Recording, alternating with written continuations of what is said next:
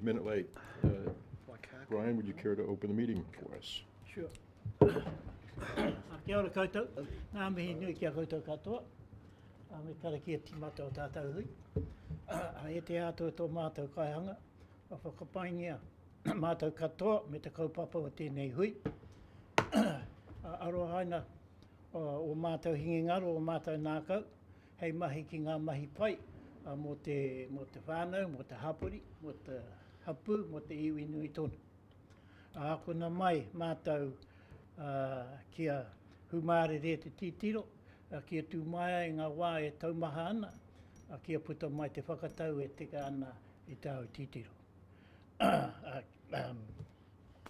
Ho mai te kaha, kia tūtaki pai o mātou mahi katoa, i runga i te ingo o tō mātou kaiwhakaora, ahiu karaiti. Āmene. Kia ora katoa. Thank you. Just through the chair, might I add something quickly to that? Yes. I think the news has come this morning that His Worship Bill Dalton was admitted into hospital and was taken through to Auckland last night. And so we have the acting mayor who is sitting in situ until his condition is reassessed. So just to add, I think our thoughts are with His Worship Bill Dalton and also his family at this time. Kia ora. Kia ora. And perhaps at the other end of the spectrum, should we acknowledge we have a new grandpa in our Yes. in our midst here? What's that, sorry? Grandpa? Oh, yeah, no, the big, yeah. Yeah. It's not quite as devastating as Bill's terrible news, but yep, new grandchild in Germany. Does this grandchild have a gender and a name? Girl, Maya. Maya. But where's the shout? No, he left. It should be scones and cakes, and the table should be groaning with food. Wait for lunch. Wait for lunch. After the Tai Whenua meeting yesterday, there was $500 left on the bar. Rex, thank you for that $500 you left on the bar. We drank it. All right. Okay. I think we've covered the notices. Congratulations, Rex. Are there any other notices? How about apologies? We have an apology from Councillor Bevan. I don't see Debbie. Don't know what her situation is. Okay. I'll move that Councillor Bevan's apology be received. Okay. I'll second that. All in favor? Aye. Approved. Okay.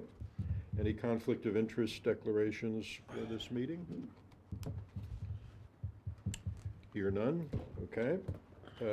Confirmation of minutes of the meeting of 13 February.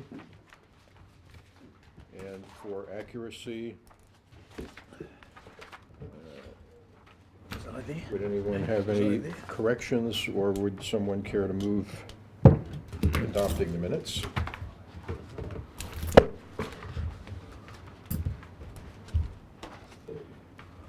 They look fine to me. I'll move. Moved by Councillor Graham, Seconded. seconded by Councillor Bailey. All in favor? Aye. Approved. Are there any follow-ups from these? Chair, Councillor Bailey. on page 2, number 4, there's a bullet point in relation to forestry/management, and I note it's also in our follow-ups for this meeting. When can we expect to have an idea as to when we are going to hold the conference on forestry management and harvesting issues? So I don't know that, so Liz is not here now, it's with Liz at the moment. What we'll do is we'll endeavour to try and find out before the close of this meeting, and we'll come back to you. That would be appreciated, because it's been sitting on the books there for a while. That's correct. Any other follow-up items for the minutes? Okay, we don't need to act further then. We've approved them, correct?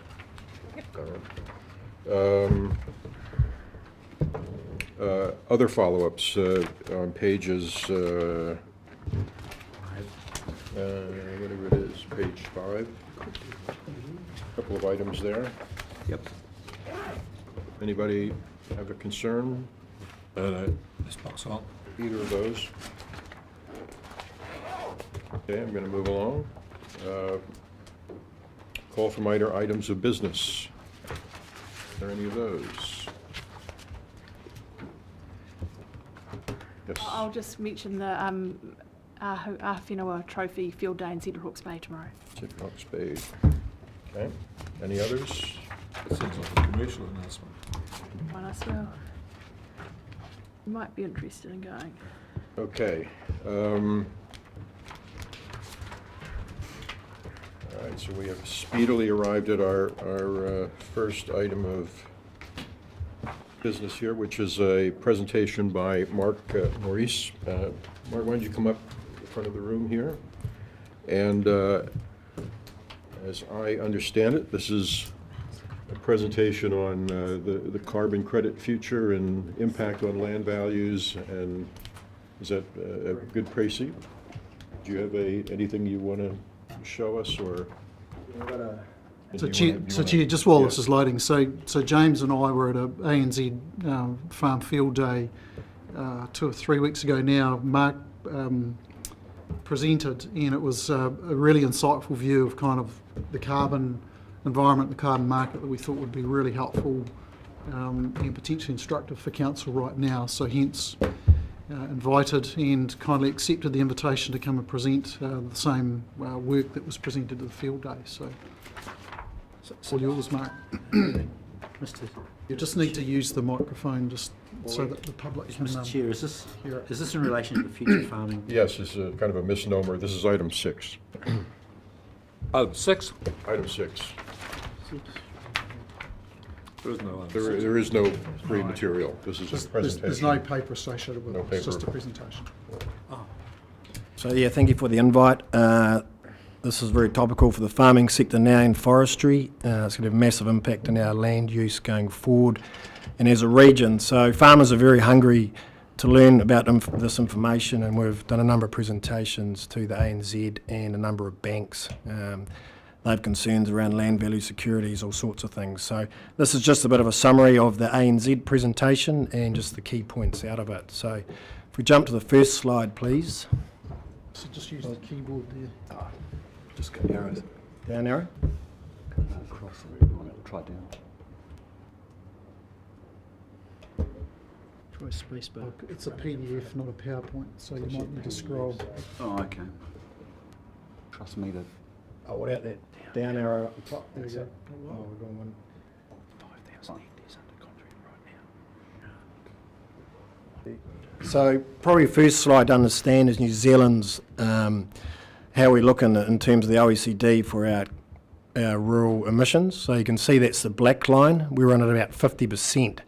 So most other countries are industrial gases, so these are a lot less. For our competitors, Australia I think is running at about 10%. United States at about 8%. So you can see we're very unique, and when it's going to come to trying to cut emissions from our economy, this is where we're going to target it. Next slide, please. One too many.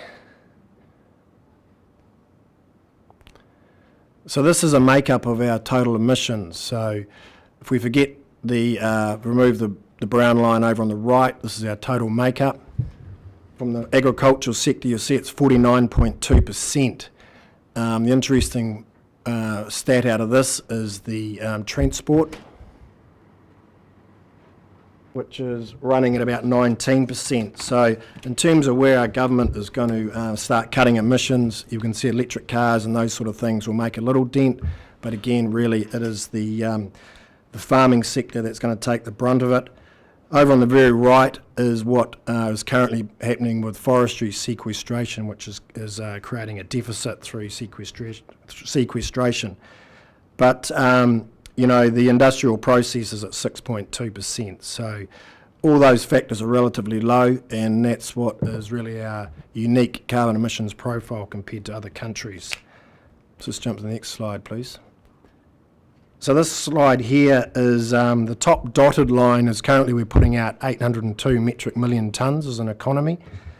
Through the Paris Accord, we have to reduce that by 30% by 2030. So that is the next dotted line that comes across. So that's the abatement demand that we have to make as an economy to make up in our carbon. So if we look at the blue line, that's what's allocated to our economy at the moment through pastoral farming. The next grey line is what is allocated for industrial use. So the bit in the middle, which is the orange line, is what we have to make up. If we come to the very top sector, it's only like a faint pink. That is business as usual for forestry, okay? So out of our post-1989 plantings, that is currently what's been sequestered. The next little faint line down is what we are expecting out of the 1 billion trees project to sequester carbon again. So looking at that simple graph, we need about 5 billion trees planted in the next 10 years to make up our climate change aspirations for 2030. Just jump to the next Can I one, just please. jump in? Do we have to pay if we don't make it? Does it cost us cash? That's an interesting one, is that all these climate change aspirations are non-binding in the OECD and in Paris Accord, but effectively, as you look at it, they will come to an international market where if we cannot sequester the carbon ourselves or reduce our own practices in terms of emitting carbon, is that we'll need to find carbon elsewhere, which we'll be buying on the international market. So this could be a significant cost to our economy. But on the other side of it, countries like the EU, which doesn't, if it meets its own standards, will put up trade barriers to countries which do not. You're talking about in terms of people wanting to not buying our product because we're not meeting our climate. Well, I don't know about that. Rabobank have done an international study and they did a presentation a few months ago in terms of consumers' behaviour towards carbon.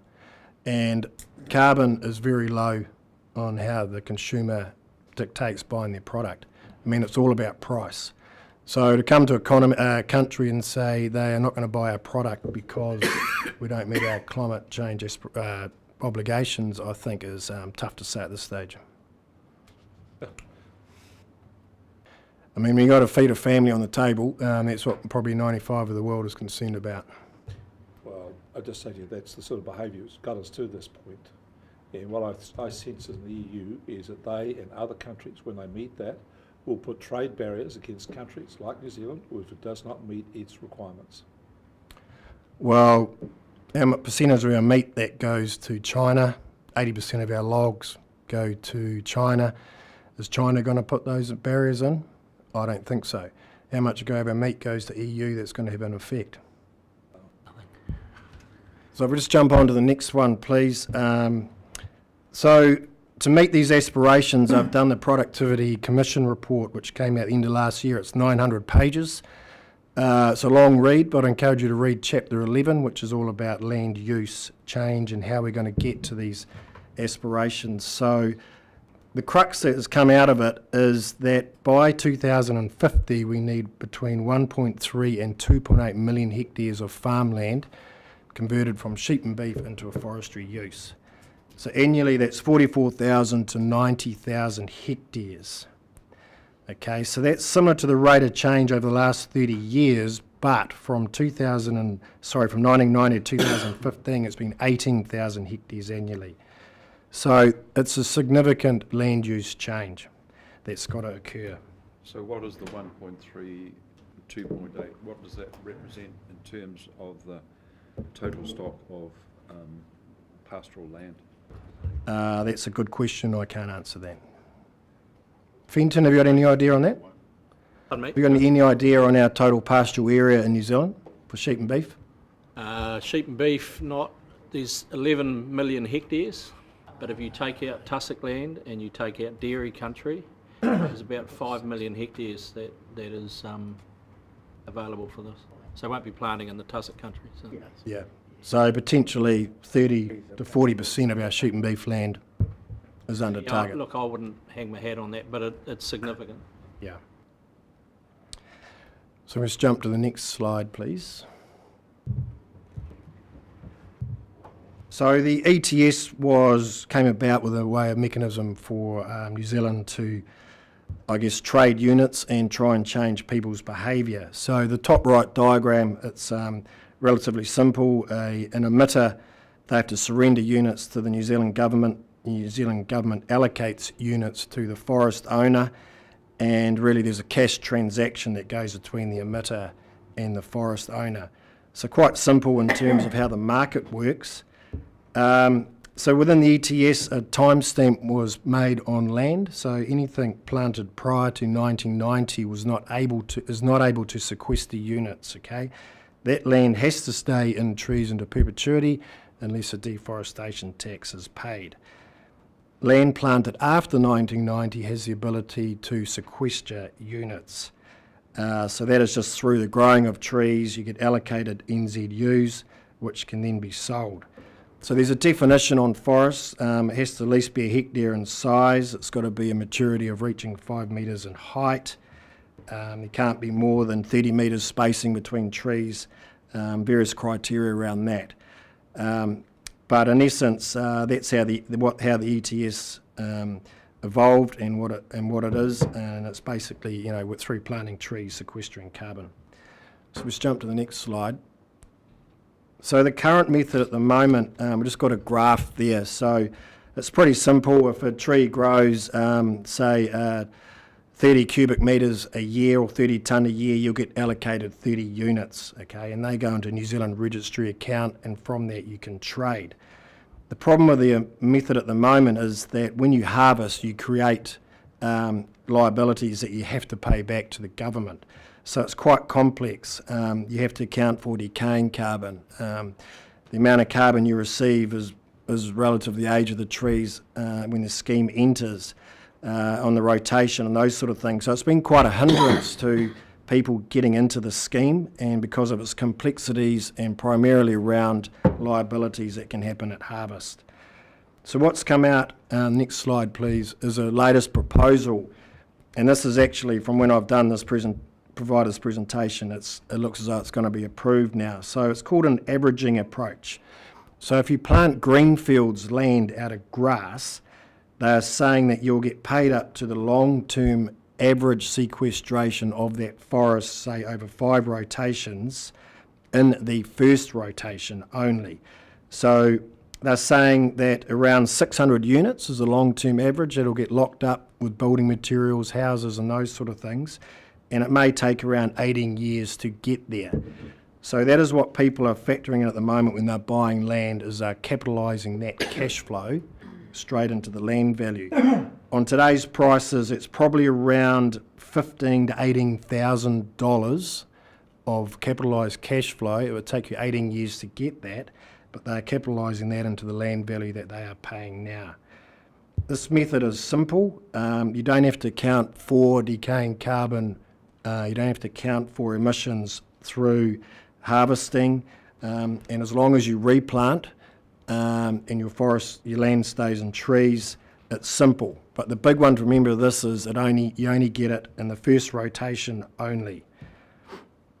If we just jump on to the next slide.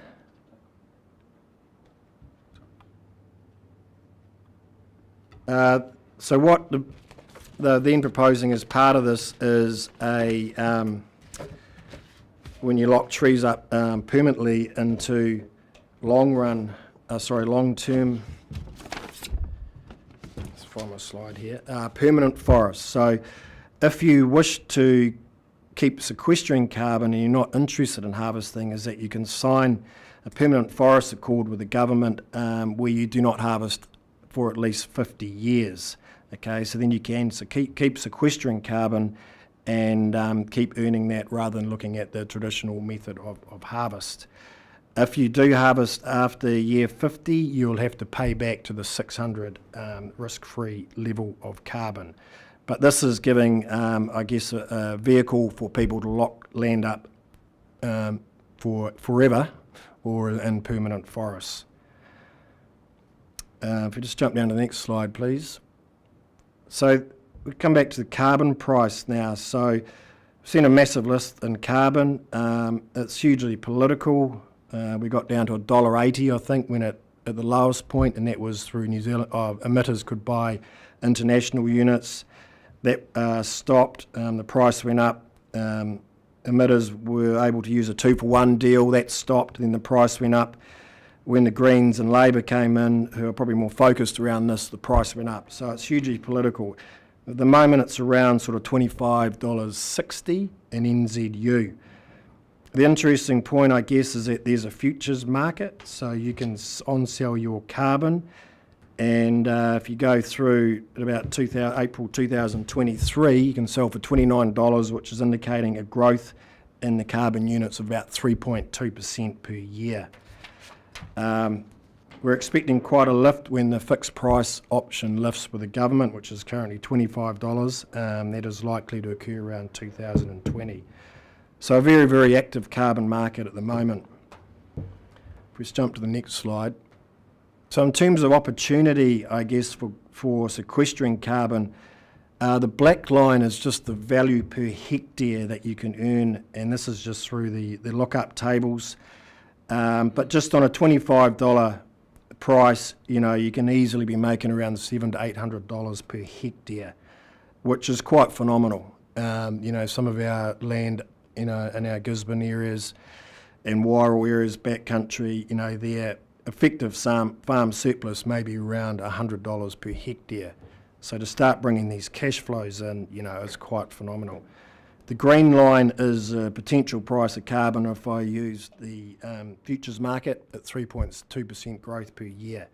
So, that line is just going crazy in terms of the potential lift in that. I'm not saying it'll do that into perpetuity, but in terms of trying to predict a price going forward, that's our best market at the moment. Can I cut in there? You talk about $100 EFS. That's on the absolute, the hairy stuff. But actually, these guys aren't just planting that; they're planting everything. So you need to, in my view, to make that a more accurate comparison, you need to average that beyond just the steep, the poor land. stuff. Yeah, totally agree. So I'd challenge that $100. Yeah. Well, I've got a line at the moment where the average line for the Hawke's Bay country, for the better Hawke's Bay Hastings district country, which is class 3 with the beef and lamb, that's running at about $200 a hectare. Sure. So that will be over a lot of land classes, Fenton. So that's the carbon market. If we just jump onto the next slide, in terms of forestry sector again, this is log prices.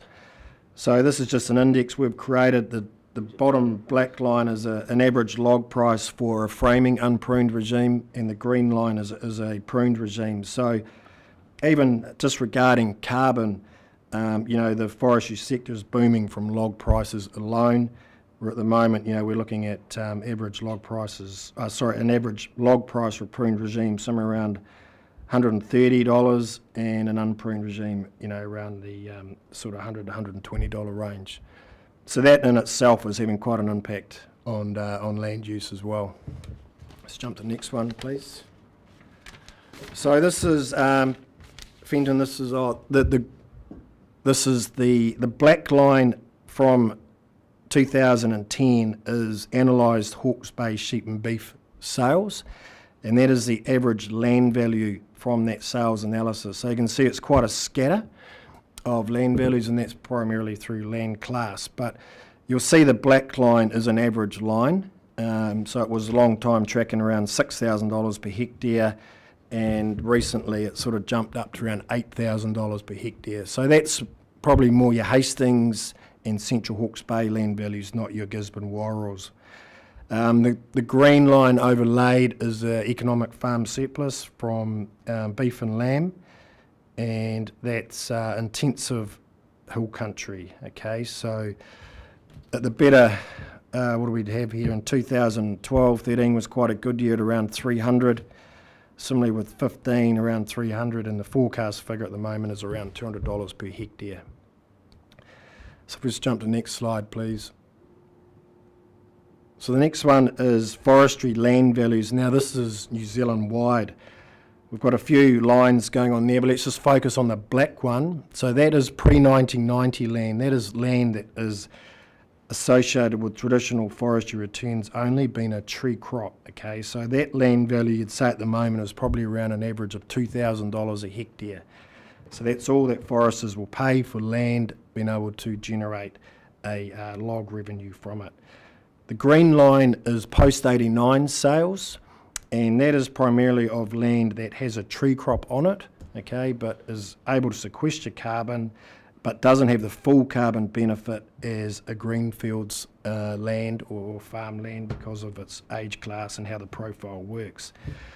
The next line, the orange one, that is our farmland that has sold for carbon. So we can see early on in the cycle, around 12, 13, very few sales, and that was one of the big issues with the government, is that the current scheme was not attracting farmland to go into trees. The recent dots near the end is primarily around the averaging coming in, or the idea being muted, and as well as a lift in carbon price. So the main dots around the line, that is probably most of those are Pongaroa, so there's been about 7 or 8 properties sold down there. Phenomenal amount of land, they're all probably around 1,000 hectare farms. So, you start looking at maybe 8 stock units per hectare. Potentially, there could be 40 to 60,000 stock units that are going to come out of Pongaroa, and this is just in the last 6 months. That land down there, I would not classify as erosion-prone land. It's good young man farming country where, you'll go and buy your first farm. So for that area, massive threat.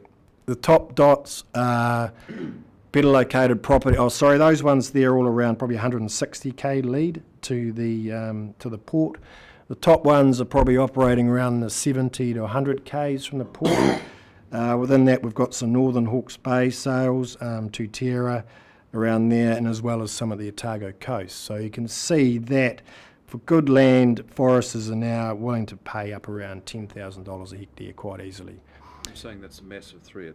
It's a massive threat to pastoral production. Is that what you mean? Pastoral production, it's a massive threat for our young farmers coming through. There is a side there for opportunities, but that's the threats of it. You look at the opportunities, I guess, for someone wanting to sell their farm. They've had considerable lift in their land values. That's probably the main benefit. But as a sector, for a country that's based on the primary sector, a lot of our produce, a lot of our GDP comes from, produce out of these farms, is that this land use change into forestry is a massive threat, because most of that stuff at Pongaroa, through its lead distance of 180 k's, it will not be treated as a production forest. That stuff will be locked up into perpetuity, in my view. It's got a flow. What sort of trees are they planting? Radiata. For long term? Well, that's another interesting point. I consider farmers intergenerational. We do look at our next generation and, how they are going to cope and passing on land, and that's just part of it. But for these foresters, a lot of it is corporate, and if you honestly ask me what they think the state of the tree is going to be in 80 years' time, I don't think they care. There's a few companies that are planting redwoods in the King Country area. We know that they'll live for 200 years plus, but for radiata, there's serious threats on what that stuff's going to do after the 30 to 40 years of age. Right in the rivers. Fall over. So you can see this is the last 6 months what it's happening, and that's on a $25 carbon price. You start bringing in your inflation, our lift and our cap, to $30, $35, we've modelled this, and potentially, it can be justified that $15,000, $18,000 a hectare could well be paid for, our Tutera land and Northern Hawke's Bay land. So if that carries on, in my view, it's going to change our landscape significantly. Another thing, I've seen some really old radiata forests where it hasn't been harvested in well past the 30 years. The thing that surprised me is how many natives are coming up between the trees as they rot and fall over. So we could be looking at if the people are going to put radiata in and never cut it, we could be looking at the natural forest, New Zealand forest, regenerating in those areas. Would that have an adverse effect on them for their carbon credits? Firstly, is that a possibility? Oh, it's interesting. I was just at a place at Apotiki last week, and that is 35-year-old radiata, and it's well stocked. It's a prune regime, but you can see that the tops of the trees are starting to die out because, as you state, the understory is coming through in terms of pungas and those sort of things. But It'll be interesting to be, because the thing will be is that you may have accumulated your radiata and claimed your credits, okay, and then your tree starts dying. And we know that in our lookup tables that the government supplied is that radiata might be doing 30 tonne per year, but native is about 3 tonne per year. So if your tree starts dying and falling over, you're actually creating a surrender back to the government. And if your understory is only a tenth of what the radiata is going to be, then that's when we could be creating a liability. But they'll be living in the Caymans by then. So councillor, perhaps just to help that, there's a local ecologist, Dr. Adam Forbes, who's actually been looking at this very opportunity or possibility, what happens when you plant radiata, set it, forget it, is there a succession of natives? Yeah. And so there's some work that he's got on the go at the moment in Gisborne, which is indicating that that's a highly likely scenario. It doesn't deal with the carbon question, but it's certainly likely that there will deal with be something native else. succession. Well, certainly if you're worried about soil stability, as long as you've got canopy, the outcome should be the same. I have seen old forests where it is the natives pushing through. Yeah, I've seen it too. Just stunned and amazed. Where did they come from? Birds, man. Yeah. Well, I think, I hear what you say, but the main risk is that Kānuka Mānuka does 3 tonne a year. And radiata's doing about 30. So at some point, you've got 2 lines going up. You've got your radiata sequestration going here and your natives here. If this starts dying and falling over, you've got this gap here that's effectively emitting back to the economy. But then you've got the honey industry that could take up some of that gap. Well, in terms of carbon, it's only doing 3 tonne a year. No, Yeah, I no, don't so mean you're carbon, gonna I mean pay the that. honey No, from the you have a natives gap that are in the coming carbon through. though. Yeah, but we're talking about sequestration for our economy. We're not. I hear what you say about potential honey revenue, Yeah. but in terms of sequestering carbon out of our atmosphere to meet our climate change obligations, producing honey doesn't unfortunately help that. So the carbon is capped by the government for another 10 years, and yet we are seeing sales at 25.5, and is it even higher than that? I mean, is that illegal? Yeah. So if you're an emitter at the moment and you're producing CO2 into the atmosphere, you can either pay the government set price of $25 a tonne, or as you can go to the market and pay $25.60. So the market's not capped. No, It's only the government's that's capped. that's right. So the market's open. Yeah. So that's going to go up, isn't it? It will. And they're looking at bringing in an auctioning system that will, the earlier graph I should have pointed out, but there was a ban through there that the government is going to keep to create an auctioning system so that emitters will actually have to bid for that, and that will create its price in itself. But just follow-up question. You said that the 30 tonne is down to 3 tonne, and the 3 tonne you base it on Kānuka Mānuka. What if it was other species of natives, such as kahikatea? I've seen some with a couple of places where the bigger trees are growing. You know. Yes. So would Can we that go grow? back some slides? I think I'll answer your question with a slide. Can we just go back? It's that one that I had about the permanent forest. Go back. Forward one more. Yeah. So that line, that graph there might answer your question. So I might just have to jump up for that one, but Rimu, Pururi, I get it. Yep, that's radiata pine. yep, Rimu here. yep, Kauri. yep, Totara. yep. Oh no, sorry, that one there's Kauri. So you're right in terms of native species. There is, and we know that these ones will grow 100 years. hundreds of years. Yeah, all right. But the risk is this one here. Yeah, I get that. Well, it's going to fall over, isn't it? Yeah. So the consequence of that falling over Yeah. in 40 years. And why these people aren't planting those species is the risk. I mean, there's goats, they're site-specific in terms of natives, and I mean, radiata is an easy option. Yeah, it's more money. Yeah, and it sequesters more, yeah. So sorry, if we just jump forward to where we were. Forward one. So as an on-farm every farm is an emitter. Every farmer is an emitter. Their livestock is producing carbon. So that graph there is just on the left-hand one. That's what is a negative effect through growing trees.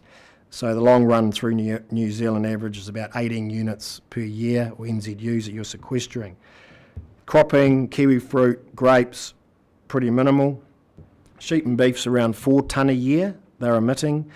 And the big one is the dairy sector. They're about 12 tonne of carbon per hectare that they're emitting into the into the climate.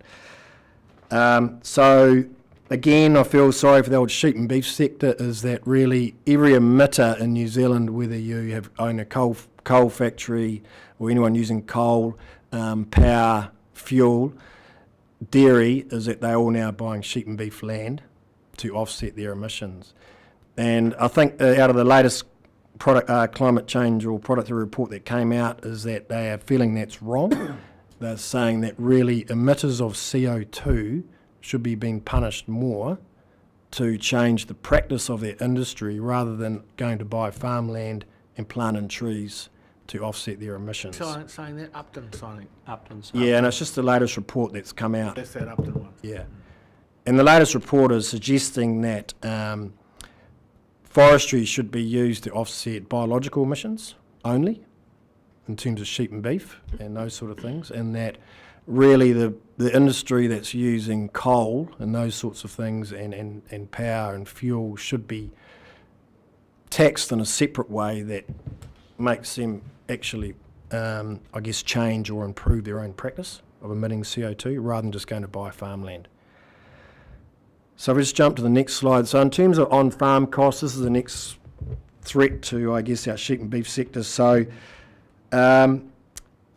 one stock unit is about 0.4 tonnes. So if we set a 10 stock unit farm at $25 a tonne, it's around $104 tax a hectare if you were going to be fully charged for your livestock emissions. And I come back to that previous figure of $200 a hectare EFS.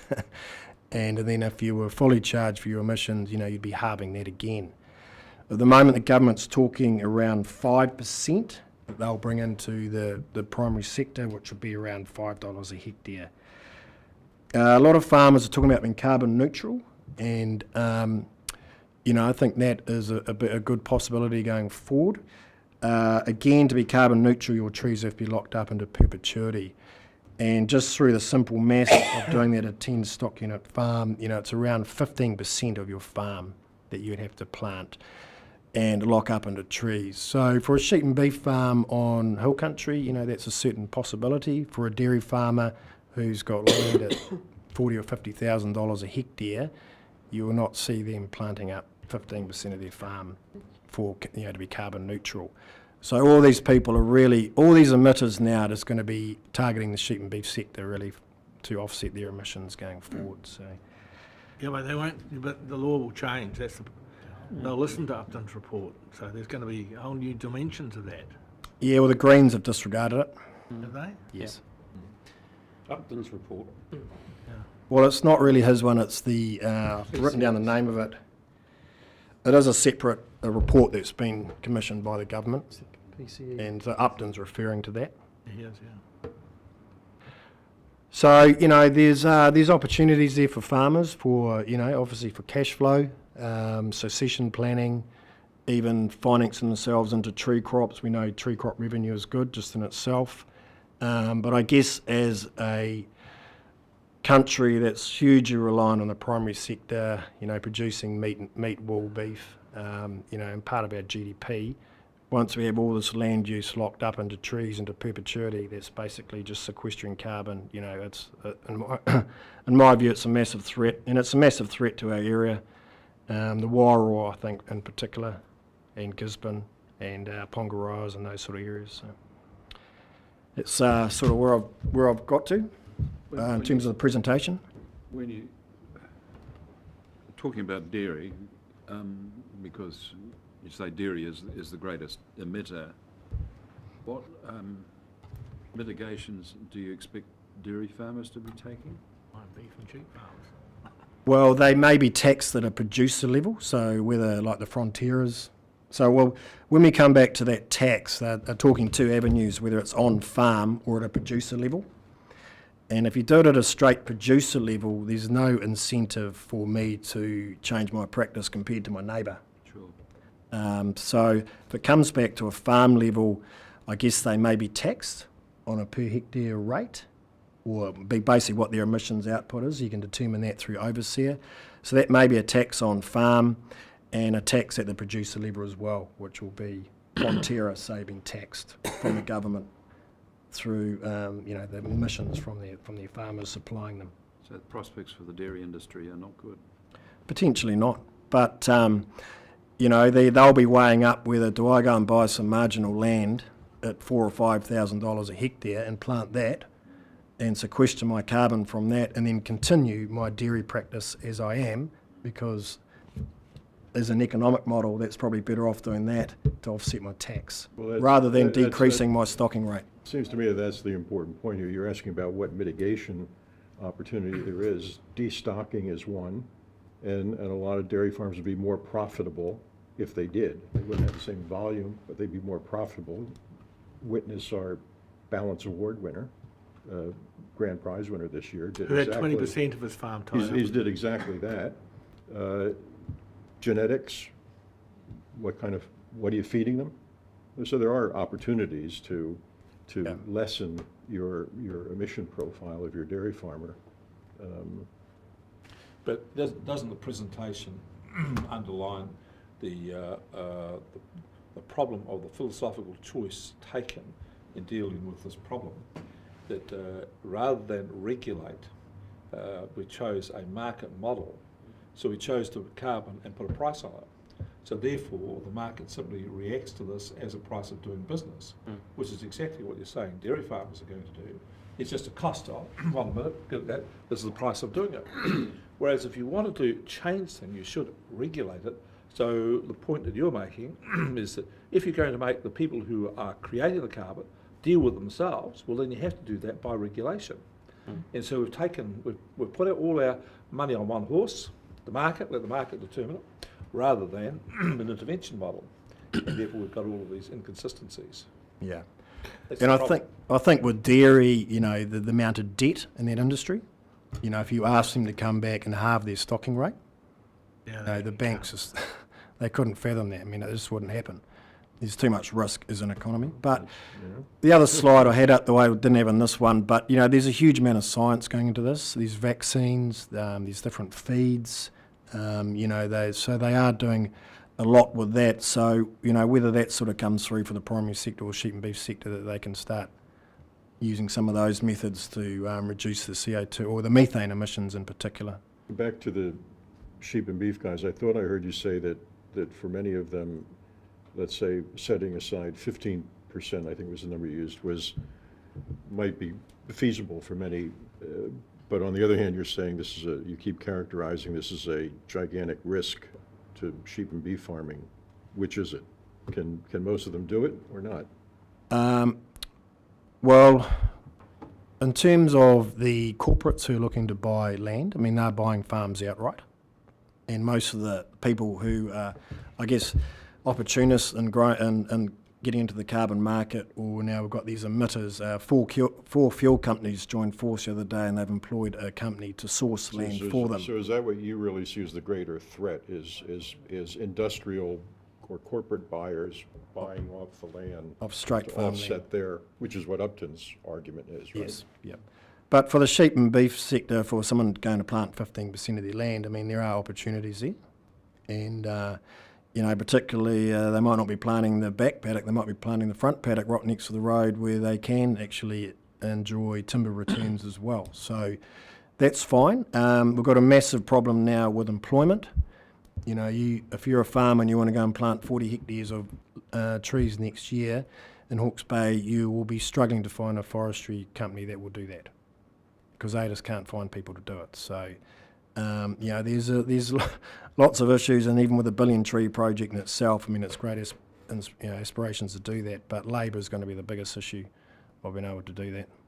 Well, that actually might be I just want to follow up on Rick's thoughts that the challenge as I see it, and thanks for your presentation, I did request it because I thought this is something we need to get our head around, because the market is, and the trouble is we've gone to the market and that's all very well, but the market is driving in front of us now.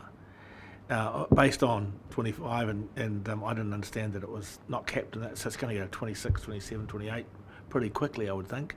And at those prices, those dairy farmers are going to struggle to buying at $3,000 a hectare, because it's going to go to $8,000 and $9,000 and $10,000 a hectare. And the corporates are going to come in, and we're all aware of huge funds that are coming in, probably 200-300 million just in our area. So they're going to drive it faster than we can keep up with. And I think that's the challenge, really. Yes. Because if we were managing this process, which was more than Rick, we would be trying to keep the flat lands into sheep and beef, and some of the better hill country and sheep and beef, but we're going to have holeless, bolus planting up. That's what's going to happen, and there's something done. And I'm not even sure what you can do. Yeah, I mean, at Pongaroa, you put an NES classification, National Environmental Standards for forestry erosion susceptibility map over that land, and there's not a lot of it that's high to very high erosion risk land. You know, it's maybe warranted that stuff is targeted, but it's not happening. It's whole farms in and general. you can imagine a cocky like Fenton, he thinks he's sitting on a farm with 6 or 7 million, all of a sudden someone comes along and says, actually, I'll give you 12. Sold. See, but that's the challenge, because you know they're all getting old. When he's the youngest farmer up that Wyler Road, you know there's a whole lot of economic drivers in here, which does not signal for a good thing happening in the next 5 years. That's right. Except there's going to get a lot of trees in the ground, but you know we're not managing any of it. We're going to see freezing works go. We're going to see jobs go. It'd be much better if we were managing over a slightly longer period, but it's not going to happen. Right, so we've adopted a policy here, putting $30 million into planting trees or soil erosion control. I'd ask our staff, are we expecting that we can find the land we need for that, to spend that amount of money without tipping the scale that Rex is Well, talking actually, we about? said 100 million. Planting it in the wrong Yeah, place. so- 100 million. Another 100 million. Well, on so, top. and I think the distinction is that you're contemplating some investment in commercial afforestation. And Councillor, you describe our erosion control scheme, which is absolutely targeted on the class of land that you wouldn't be putting into commercial forestry. Yeah. And our policy is geared to say we do not want to plant your productive hill country. Yeah. We want to deal with the areas that are erodible and treat those. And I'd also make the point that our developing view is particularly for areas like Wairua and Gisborne, there's huge opportunity for agroforestry, particularly spaced poles, that we haven't captured well yet. And we're absolutely acutely aware of this issue, and so we're not, the policy doesn't allow us to drive trees into places where erosion isn't a risk. Quite different to your commercial discussions, which you're about to embark on shortly, and hence the value of this, the optic of this, and understanding this, because that's the framing you need to have going into deciding how you're going to incentivise further forestry activity in the region. But whilst we're talking, Ian, the market is buying. And, They're going to beat us. and as you say, you don't have levers to pull to deal with that. I think the poplar pole one's going to be a great one. You need 30% crown cover on a hectare. So if a poplar does, say, 5 metres each side of its stem, and you can't have a gap more than 30 metres between trees, so you've got a tree 5 metres of the drip line, and then you go 15, so then you get another 5 metres to your tree. So when you come back to your stocking, you only need about 60 to 70 stems per hectare.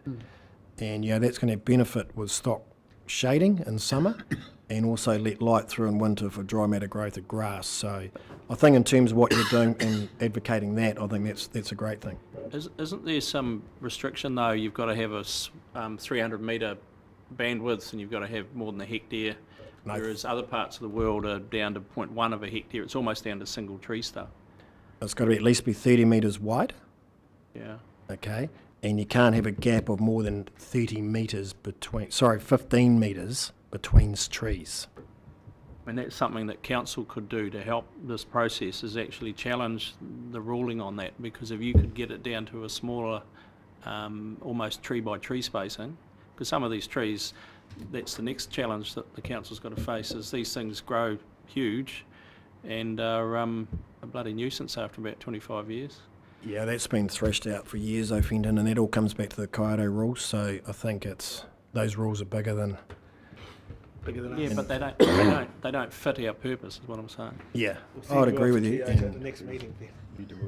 Mark, I'm interested. This is a great presentation, but your professional thoughts on when landowners have surplus carbon units. What are you advising them to do with them? Well, under the current stock exchange approach, the sawtooth method, it is hugely complicated in that you need to know your carbon profile, okay, and that is all dependent on the age of your trees, what rotation it is. So you need all your carbon accounting areas that have been registered, you need those to be modelled, and then you need to then apply that to that your anticipated harvest schedule, because at some point you're going to have a deficit going on and that you have to surrender units back to the government. So what we do is we model that out. Some species might be permanent, some might be harvest species, but when you have to model that out, and then with your anticipated harvest to know what excess units you've got, okay, and that is really only your safe carbon amount. And unless you need to know that figure when you start selling units, because if you sell units now at 25 and you come back at 10 or 20 years time when you harvest and they're $35, $45 a unit, it probably will prevent you from harvesting. So that carbon profile is critical. But in terms of people selling them, yeah, they are selling all the time, but they need to be sure that at some point they're going to have a liability in the future when they harvest. I think we're going to have to bring think this you'll find- to a close here, and thank you for giving us more to worry about, Mark. I think, Chair, I recognize that. yeah. Can I make a comment? Last comment. Last comment. It's just that it strikes me that, what James Shaw said about the Upton's report at the end of the day was that the reason he supports this whole thing about planting heaps of trees straight off is that we need to start mitigating against climate change now. We can't afford to wait. And that's his, that's what he that's why I agree with that part of it. In terms of long-term future, absolutely, I get that going out wholesale planting farms seems a little bit counterintuitive. But hey, that's neoliberal economics. That's the market playing in force. The bottom line is offsetting carbon is not the same as removing it No. in the first place, No, which is absolutely. where the focus ought to be. Good point. I'll move that we accept the report, Chair. All right. I'll second it. Seconding? So Would just you like to comment? a quick comment. There's been a fair bit of work done on this by a range of people purely looking at the economics of small towns such as Wairoa, small towns such as Hastings, small towns such as Central Hawke's Bay towns. Nothing's exempt from this. The 11 out of the last 12 sales have been a conversion from pastoral farming to forestry down Pongaroa Way. 30,000 breeding ewes are going out of that system on the basis of that. The work that's been done by a guy in Wairoa, Dave Reed, who's been writing to the paper, and he's a smart dude. He's been chasing this, he's been ringing statistics, ringing all over the country, getting info. His worst case scenario in Wairoa is 3,500 jobs dropping to 900. He's saying in the light that there's 5,000 hectares under contract at the moment in the Wairoa district, he's saying that's not worst case, that's probable. So 30% of AFCO's catchment is local, but then when you start taking the Pongaroas and the hinterlands around Hastings, etc., out of the equation as well, there's going to be a rationalisation of meat plants throughout the country, obviously, and we're sitting pretty isolated and vulnerable up north. So, while we have an ambition for clean water, there'll be no bastard around to bloody enjoy it. Debbie? Yeah, thanks, Mark. It also impacts on, obviously, the social services and communities. When families are taken out of the mix, then you're losing schools and health services. So this is a really big thing to get our head around. Thank you for your time this morning. I know that you're really busy, and normally when you're speaking at these events that you speak to, I'm sure they offer you a bottle of wine. But if you'd like to hang around for lunch, I'm sure we'll have a sausage roll out the back. And I'd just like to acknowledge once again that you have generated a lot of debate around this table this morning. So thank you for your time. Any other comments? All those in favor of accepting the report? Aye. Yeah. Aye. Opposed? Thank you. Thanks again, Mark. Thank you. Thanks, Mark. Thanks for your time. To future farming, item 7. Yeah, well, that's right. Morris and Associates, so they have valuation business.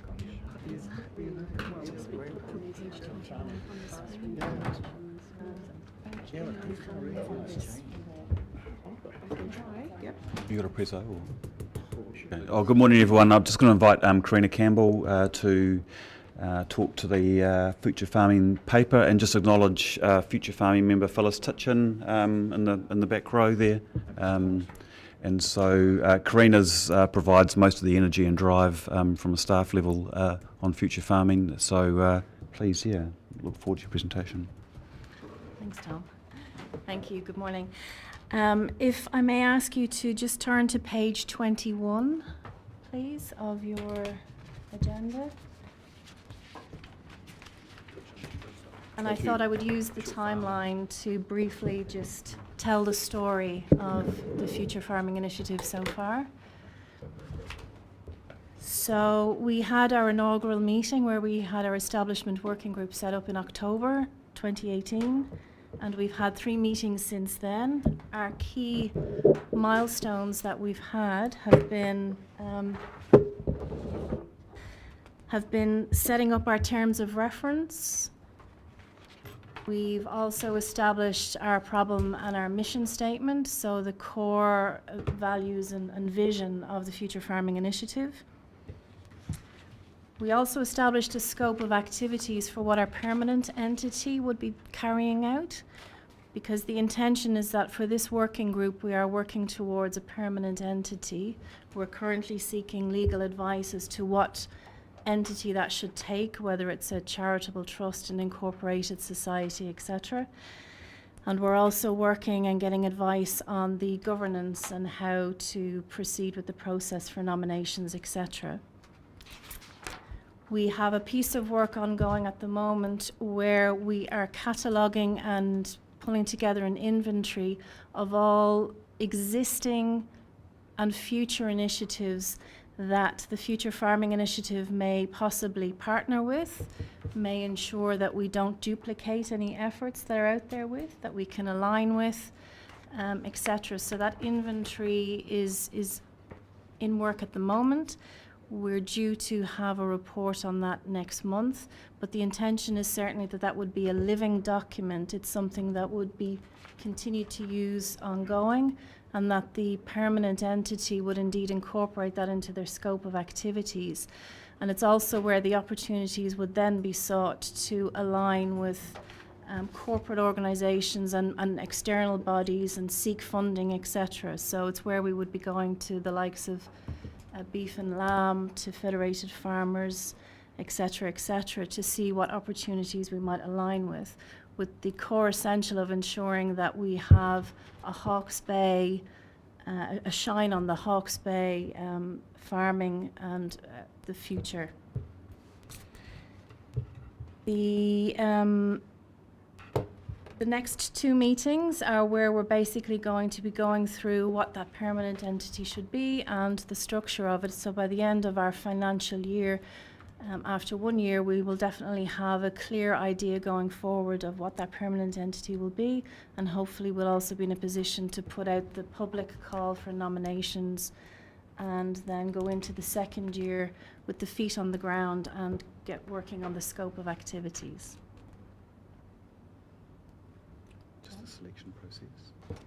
So the selection process is currently being scoped out. We have an external expert company working on that for us. They're going to submit that for our next meeting in May, whereby they will give us the best advice and guidance for ensuring that we have the proper and formal process in place for the entity, so that we've covered everything from that perspective.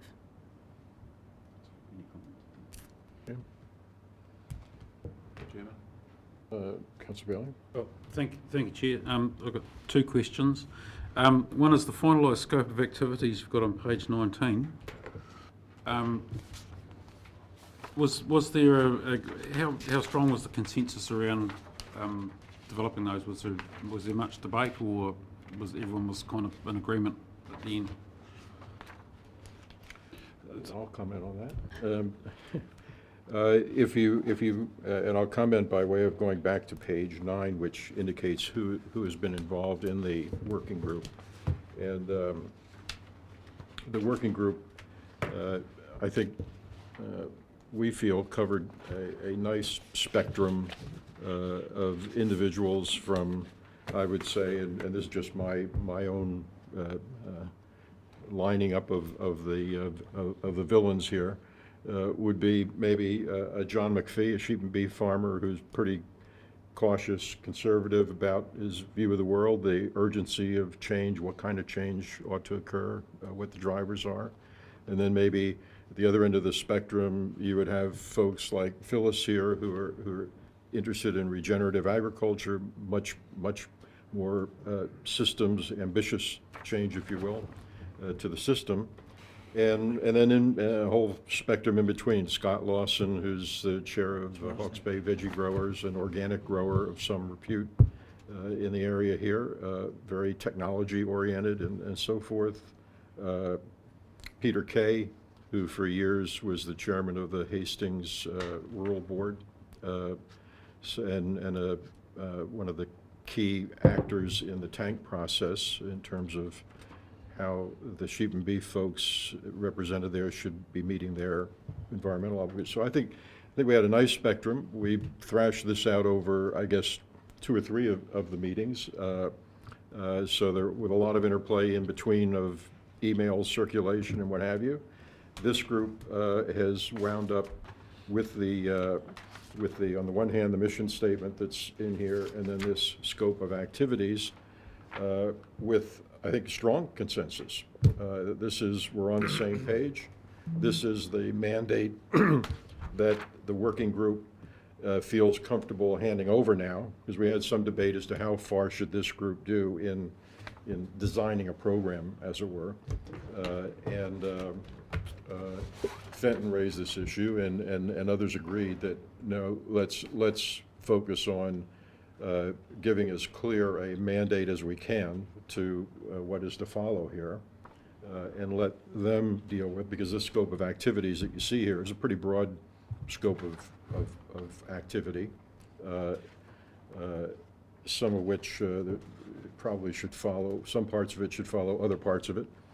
So the working out of what to do first and how to actually do it, we felt should be left in the hands of the permanent group. But I would say right now, we have a very strong consensus as to this is what we see this entity doing. Here's the need we see for it. And we're now ready to move on and figure out how to hand it over to a more permanent structure. And would you add to that? Oh, I think you've summed that up pretty well, Chair. Okay, so my second question revolves around this question of how you make your decision by consensus, because you know it's been a topic issue of mine that I've kept on raising. Are you using any of the formal recognised consensus decision-making models, or are you just having a really good robust debate and making it reasonable people? We have our meetings late at night and you can't leave until we have a decision. So that often helps. Pretty simple. Councillor Dick. Yeah, Mr. Chairman, I wonder if you can explain to me the rationale or the reasoning for setting this up as a separate entity, given that we're sort of in the habit of producing separate entities at a fairly high rate of knots, and separate entities always involve costs, additional costs in governance and the like, governance and administration. So that's one question. And the second question will be, how do you intend to progress from strategizing, if that's what you're doing at the moment, to the delivery of services and outcomes? the first question, I think philosophically, when this was first mooted and then approved in the long-term planning process, I think there seemed to be a council sentiment that this should be a, quote, farmer-led initiative, not be a project of the regional council itself in the long term. And so we've just operated under that. I guess I've presumed that is the outcome that the council wanted to see on it. Didn't want us to be the long-term funder of it. Was another aspect of it. So we put in 3 years of funding for this. I think the direction, certainly I felt we had, was to actually set this up as something that has to be able to carry forward on its own with support from us. The second part of it is, we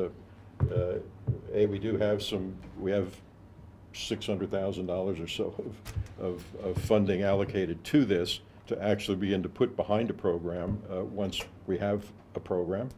But as I said, our feeling has been that there may be some people in this group who would like to roll over and be part of an ongoing thing. Others may not. As we've had our conversations, there have been various, maybe I'd call them gaps perhaps, in terms of representation that we think might be addressed in a permanent body. So we wanted to be open to that. But it will fall to the next team, if you will, to really go through the scope of activities and identify a program of action. So, Councillor Hewitt. Thank you, and thanks, Karina, for your update. I'm just interested. We have 650,000 allocated. So, question for management: how much has been spent so far? I can't give you the exact number here, but I'll get that number for you. Not a lot.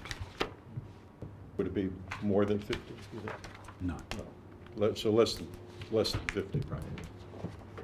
I think we established an initial budget on what we thought this establishment phase would cost, and we're under that. We're expecting, depending on the final advice on the type of entity, there'll be some costs with that. We've incurred some cost in terms of the commissioning of the inventory piece, which is I think it's been quite an important piece. But apart from that, we're really just at meeting expenses. And I thought I saw a hand over here. Councillor Curtin.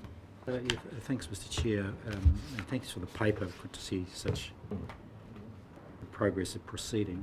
I just want to take you to page 17, where the finalised problem mission statement is expressed there, and I note in the first paragraph under problem that there's an inclusion of the term agriculture's contribution to climate change. And then can I take you to page 19?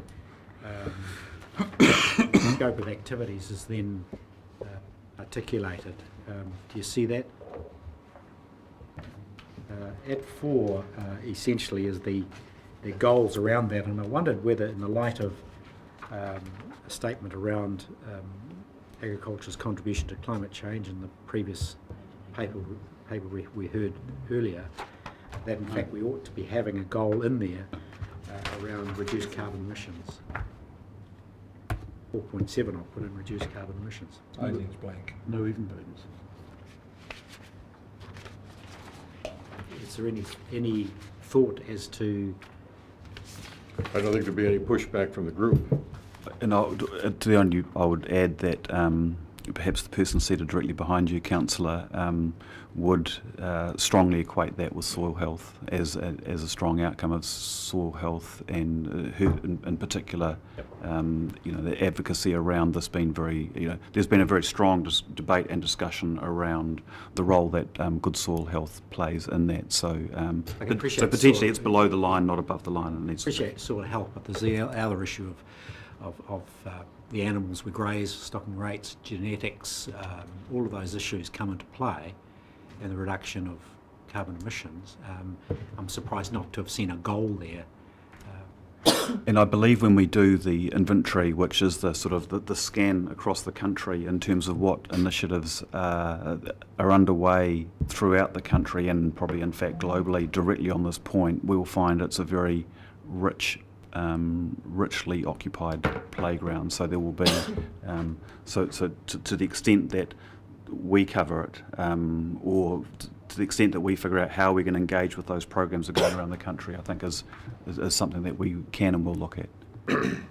I can't imagine a future farming scenario that doesn't seek to take effect of climate change, take into account climate change. Point taken. Yeah, I'll make a suggestion, Chair. It's a good point. I think we could add it to this and put it on the table next meeting. Sure. Yeah. Mhm. I thought it was. Councillor Barker.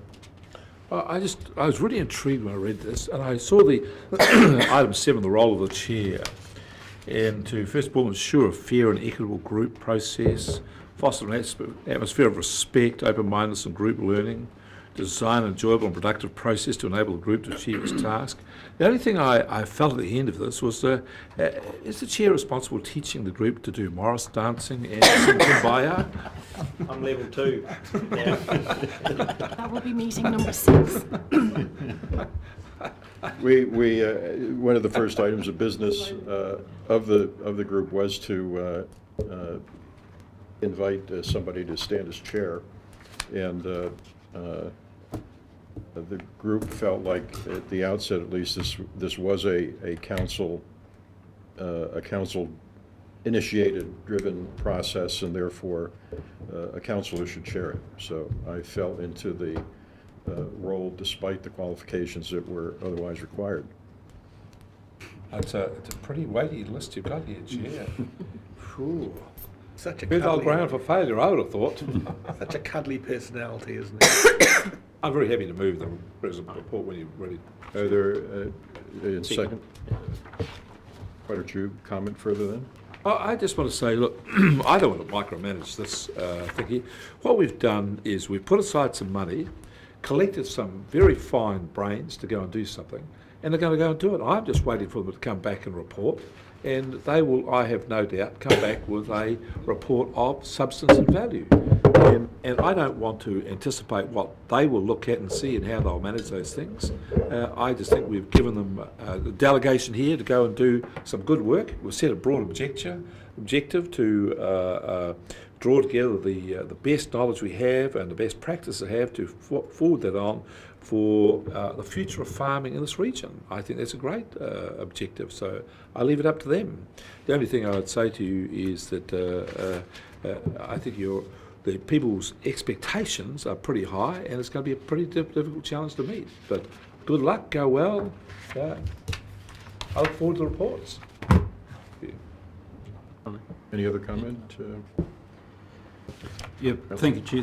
Thank you for the report. I'm especially pleased with the scope of activities that the Future Farming Initiative is working under, because I think that's a step that I was looking for, and like Councillor Barker, I'm looking forward to the outcomes from it, and also wish to thank Councillor Curtin for bringing to the attention that climate change should be added into that as well.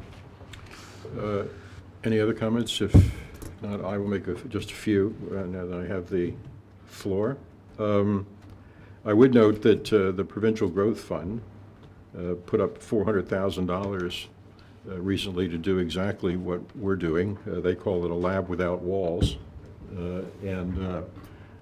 So the idea of having some kind of generator of momentum, information, et cetera, in terms of pushing the front line or the cutting edge of farming forward is not is now basically a mainstream proposition. It's not some weirdos out there making extraordinary or outrageous demands on the farming system.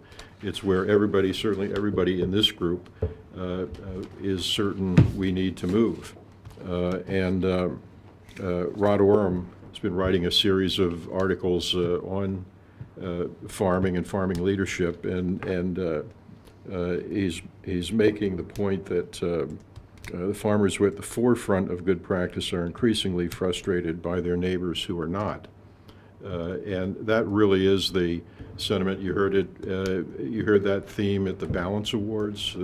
Clearly, there are people who are understanding that that profitability of farming and minimizing the environmental footprint of farming are opposite sides of the same coin, basically, and they can be accomplished together. And the folks that are going to succeed are going to do that, and the folks who are not are going to be left behind. And even the MC of the Primary Sector Awards the other night made a rather strong statement at the end of that gathering that the folks who are doing the right thing are going to have to stop defending the folks who are not, and the ones who are not are going to get left behind. They're not going to succeed, and life is going to go on. I think we have a good momentum built up here. We have to make this transition to the permanent team. It'll be as good or better than the group that got us this far. And now we'll begin to see some program activities to put on our notch. So I'm pretty positive about this, more than even when I started. So I think we have a good thing going here. All those in favor of receiving a report? Aye. Opposed? No? Who did? Rick moved it. Councillor Wilson seconded. We're going to make I gave up my right of summing up to Thank you for doing that. So good here, Rick. What a fluffy duck. We're going to jump to item 15 so that Tom Skerman can fill us in on the water conservation order, then go about his rest of his business of the day. So, Tom. So thank you, Chair. So actually Ellen Humphreys will be doing the work so that I can leave. So thank you for that accommodation. The committee is familiar with Ellen. Ellen has played a pivotal role in managing regional councils' role and input into the second stage hearings of the water conservation order for the which were for the lower Ngāruaroto River, and I think you sat through all the hearings. I will hand over to Ellen just to briefly talk to her paper. Okay, so yes, as you know, about a month ago now, between the 26th of February and the 8th of March, the second stage of the Ngāruaroto Water Conservation Order hearing was held here in Napier. The hearing technically didn't close until the 29th of March to allow the applicants to submit their written right of reply, or also known as a closing submission. With their closing submission, they also submitted a fifth version of the draft water conservation order. Both of those documents are available on the EPA's website should anyone wish to read them in depth.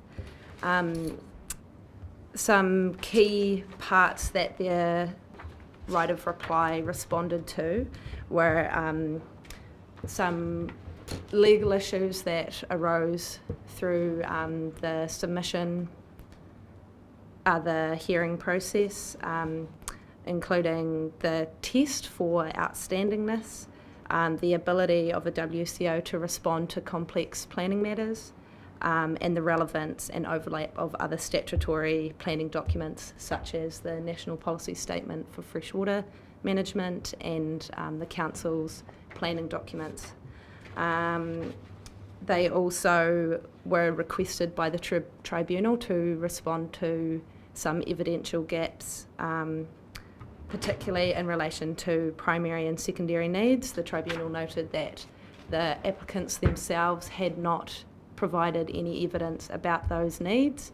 In their closing submission, the applicants responded that the onus of that was on primary and secondary industry or opposing submitters to provide that. And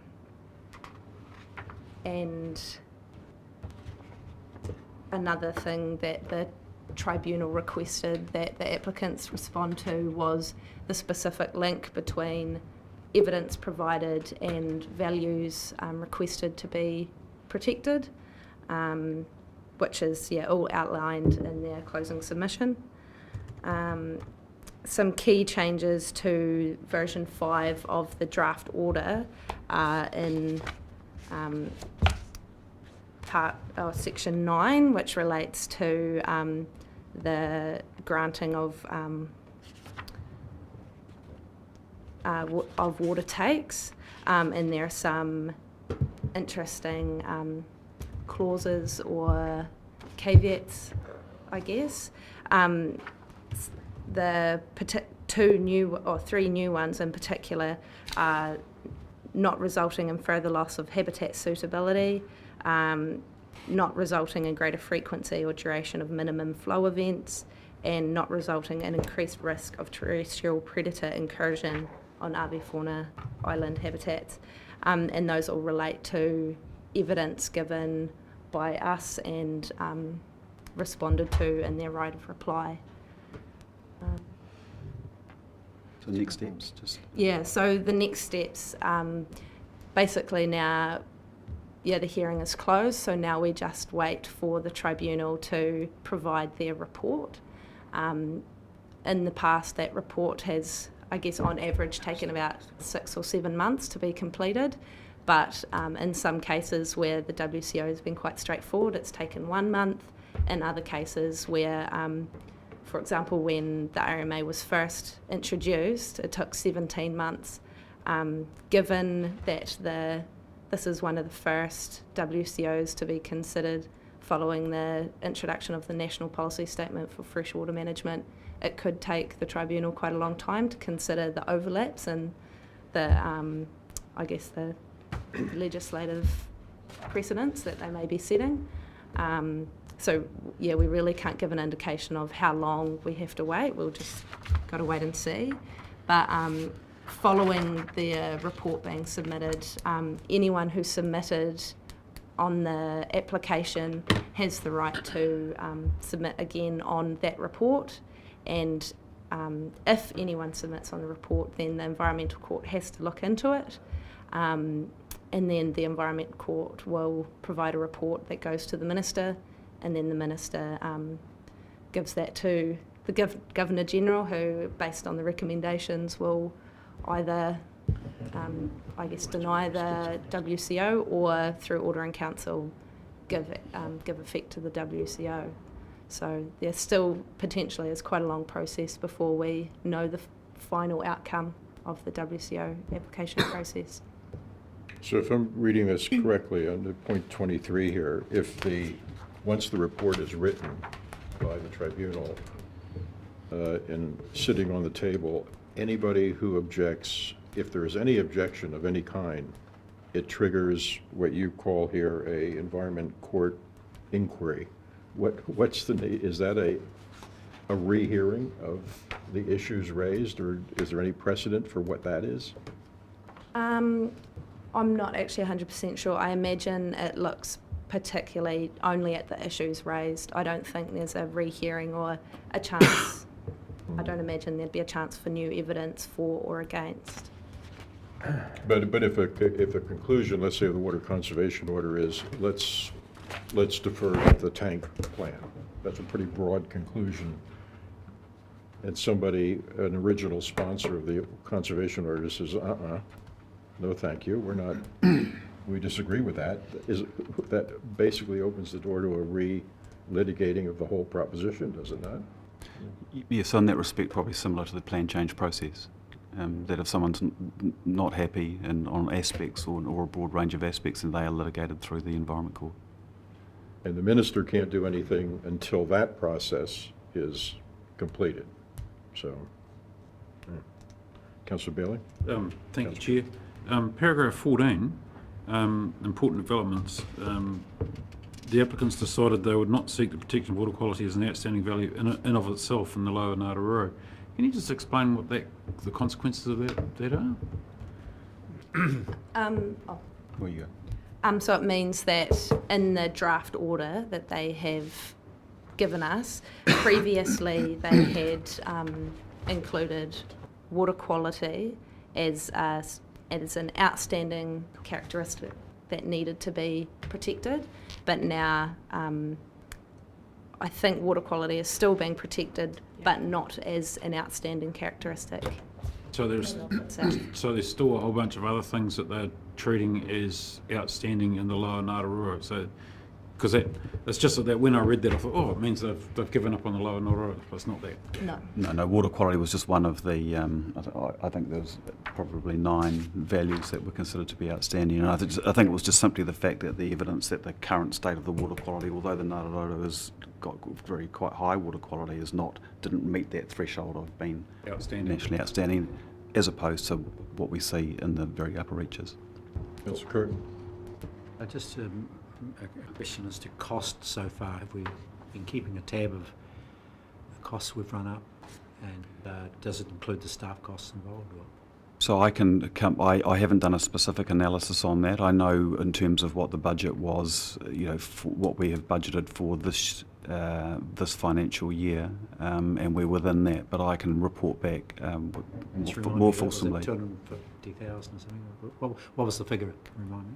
It was approximately $200,000 for the stage 2 hearings. And we haven't exceeded that? No, but we're quite close. Can you say if that included staff costs? And I note the... No, that won't include staff costs. Is it possible to return not only the actual costs, but the implications for staff time in that costing budget? Yeah, I will do. I'll take that. Yeah. Any other questions? Just another further question, thank you, Chair. And again on this important developments in paragraph 15, where you're talking about the appropriate point for delineation, moving further upstream to the Kirakipango. Is that something you've spoken to the landowners further upstream from that? So Regional Council actually took a position on this in the first stage hearings, because this was one of the one of those matters, and I believe, because everyone has a slightly different rationale for saying what is a sensible line, and I think we took mostly our line was when does consenting, where the water permits and takes really kick in. So it's, but in terms of did we go through a process of consultation with those landowners? No. Although we have had discussions with those landowners. Would somebody like to move that we receive the report? Councillor Wilson, seconder. Councillor Bailey, would like to speak? Thank you for the update. Nothing further to add, Chair. Any other comments from anyone? Speech. Okay. Thank you very much. Thank you. Right, we're going to, lunch is at 1 o'clock, so we're going to deal with the biodiversity issues. I think we have 2 items on the agenda. Charles, are you the guest of honor for this? So, Chair, you just welcome Charles Doughty, who's the chair of the Biodiversity Foundation. Is going to run through a presentation. I think Genevieve was here. Genevieve is not.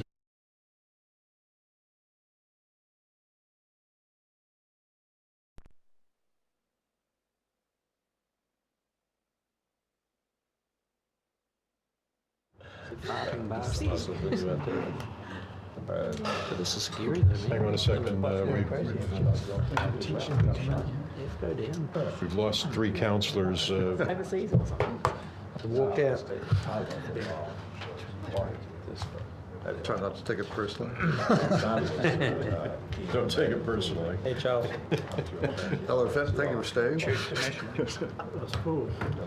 3 Maoris here. All right. Councillor Barker. Councillor Barker. Hello. Councillor Barker, can we begin? We're busy. We're having a very good committee meeting over here. Are you through? Can you Subcommittee meeting. have a recess in your conversation? We're being told off, Chair. We have a guest here who is wanting to present to us. I would like him to do so. Our chairman is about to arrive. Another councillor, no, another guest. Okay. Charles, go for it. Okay, Charles.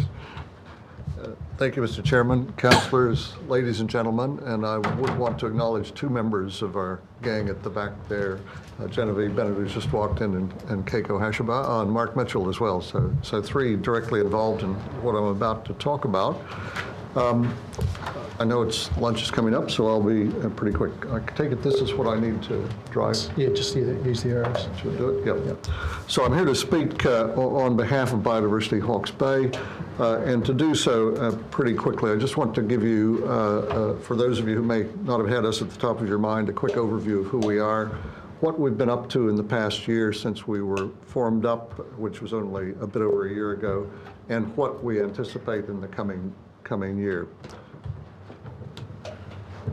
So this is roughly who we are. We're Biodiversity Hawke's Bay right now consists of really two structural bodies and then a series of partners.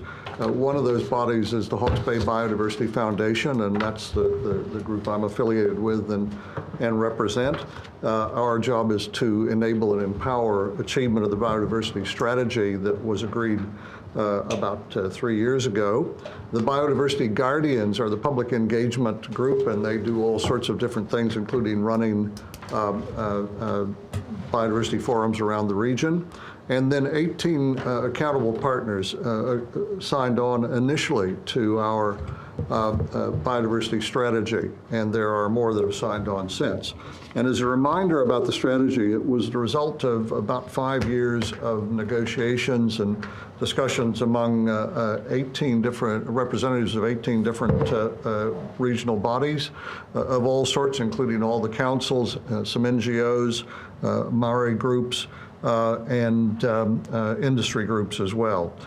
It's a document it's a community-based, it's a bottom-up document. It's very aspirational indeed, and it has a shared vision that we've agreed to work towards. And that on the right of your screen there, you'll see the logos of those 18 different groups. The strategy itself is pretty straightforward. There are 5 strategic goals. On the left there, you see 2 bullets focused on the ecological aspects of it. We're here for nature, to restore native species and particularly indigenous habitats that they live in. You can't have one without the other. The other half of our mission is really focused on the human aspect. It's about engaging the community in this. It's a hearts and minds activity, and our vision at the top there reflects that. It's about working together. This is about bringing people together to restore the biodiversity and the many benefits that it brings to Hawke's Bay.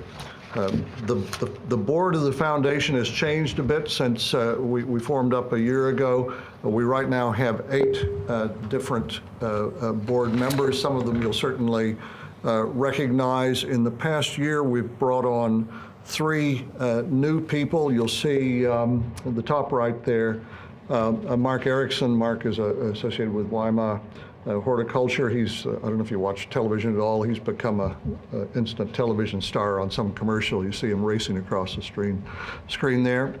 A second person who's come on board is Christine Chain in the bottom corner there. She's recently retired from Massey. She has lived here actually for almost 10 years. She's an expert in local government and environmental planning. And then the third new person is James Buwalda, who's next to Christine there.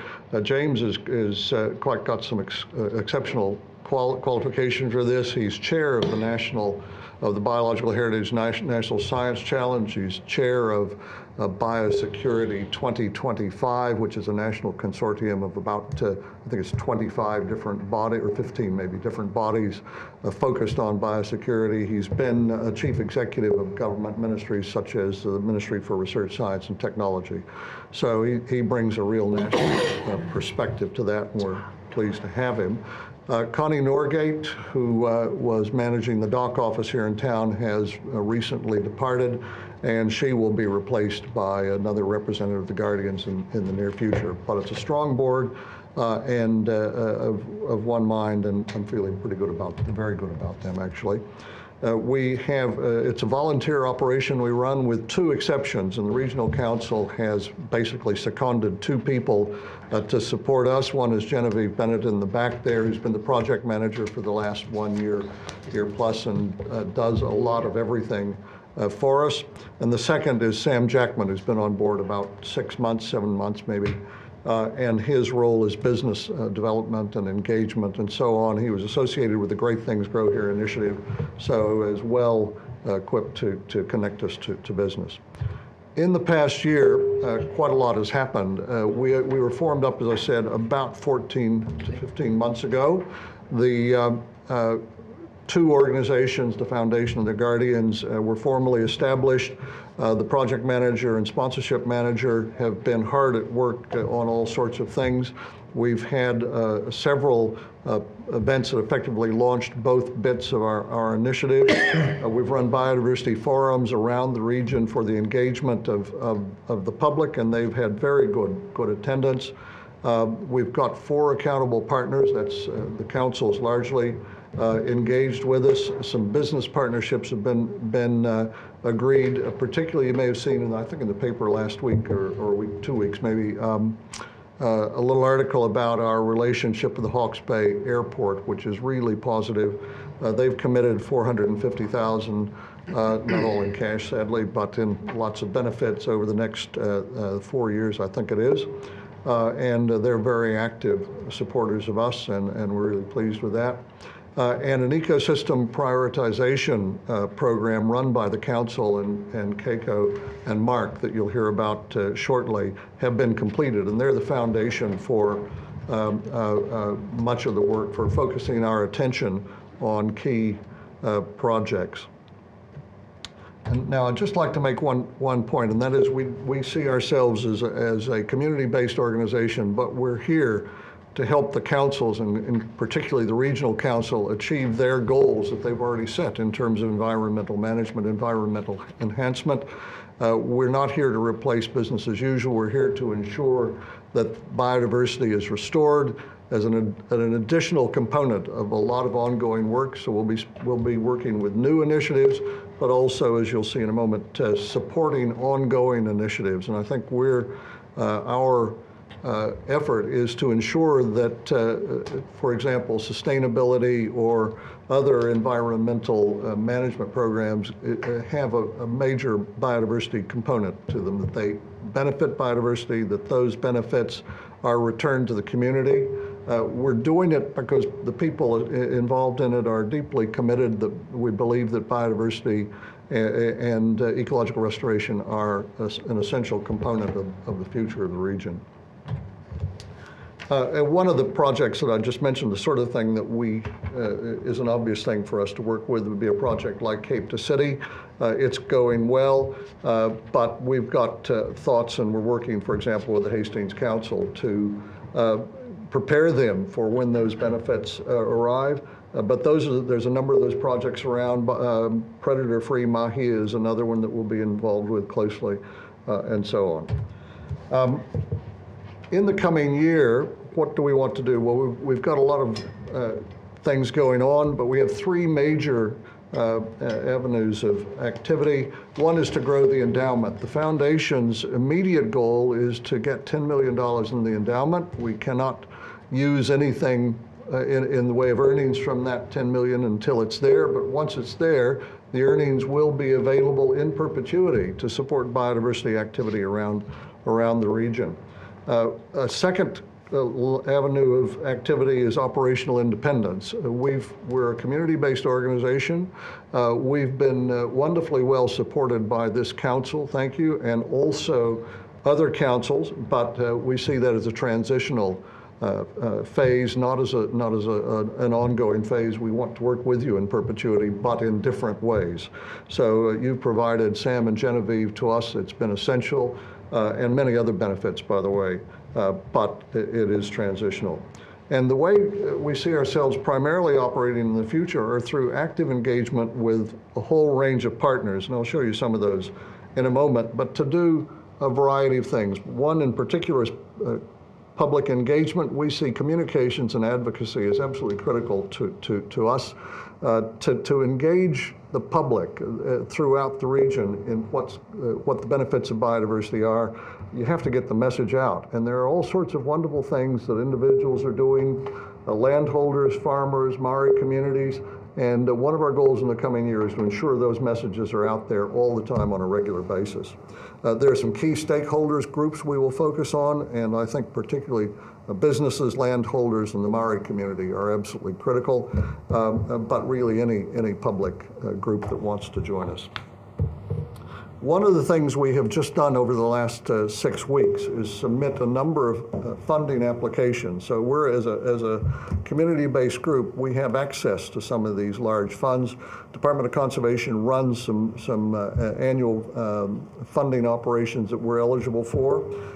We have led 3 applications, and I'll tell you quickly about all of them. The Regional Biodiversity Hub is an idea that arose from a proposal from the Parliamentary Commissioner for the Environment 2 years ago, and she recommended that regions set up a central group to coordinate biodiversity activities in the broader community, not the councils, by the way, but the community-based groups. And with 2 other regions, we have submitted proposals for a regional biodiversity hub here. Effectively, we're aspiring to be that, but we need a bigger presence. The applications from 3 regions have gone in, and each of those asked for $300,000 to set that up. Genevieve met with the minister and talked about that, and the project managers were encouraged to put that in to that fund. We hadn't been certain they'd be eligible, but she was positive about that. A second large application we put in, I think it's close to $200,000 a year for about 3 years, is to bring additionality to the Te Karamu Enhancement Program, a 10-year program that the Regional Council is running. It's the council's 2 years into that. As we understand, it's been pretty successful in engaging the communities along there. So this would bring additional funding and allow the work along there to be expanded with the goal of connecting larger sections of the community, a biodiversity corridor, if you will. A third one that we're the lead on is a request for funding for a Kahikatea wetlands restoration in Central Hawke's Bay. That's a good example of a project that arose out of the ecosystem prioritization you'll hear about next. Mark and Keiko led our investigations on that and identified wetlands that would be suitable for restoration with some dock money. So we'll see how that goes. Is that Toswell's? Sorry? Is that Toswell's place? I can't, probably Keiko knows the specifics better than I do. There are 3 others where we're a supporting partner, so we're not the lead on this, but one of the things we're able to do is support community groups in different ways. One of those is supporting the Waipariki community development. Hastings District Council actually contracted the writing of the proposal because it's a significant bit of work, but it's for a community initiative that's been underway for a few years. This would grow that. A community initiative to do predator trapping in the Kawekas is another one that we're supporting. And a third one is some research on bats in Central Hawke's Bay. So we would not be leading those, we'd simply be supporting them, particularly providing money management, effectively governance for these community-based projects. There's one other thing I'd want to mention that I don't have a slide for, and that is Mark in particular made connections with the Provincial Growth Fund, and I last week met with the DOC representative on that. She was actually quite positive about providing about the possibility of PGF funding coming to Biodiversity Hawke's Bay to support employment in a number of areas. So I have no idea how that will develop, but as I said, the initial approach was positive. There was strong encouragement to keep going and complete a full application. So that'll be work for the coming month or 2. So that's really a quick summary of what we've done, who we are, what we've done, what we've been up to. I would like to make one final point, and that is simply to acknowledge profusely the support this council's given us. You've been a real mothership for us. We understand that and appreciate it. We couldn't have got this far without your support. So thank you very much, and I look forward to reporting in the future. So, Thank you, Charles. Questions? Comments? Councillor Curtin. Charles, thank you and welcome, and thank you for all your hard work that you do on behalf of Biodiversity Hawke's Bay. I'm not sure whether Keiko's with the right, I just got some questions around the identified sites. Are you all over those, or is that something? well, there's 900 of them. I know, but you've identified 5 you're working on. Can we have? Where are you?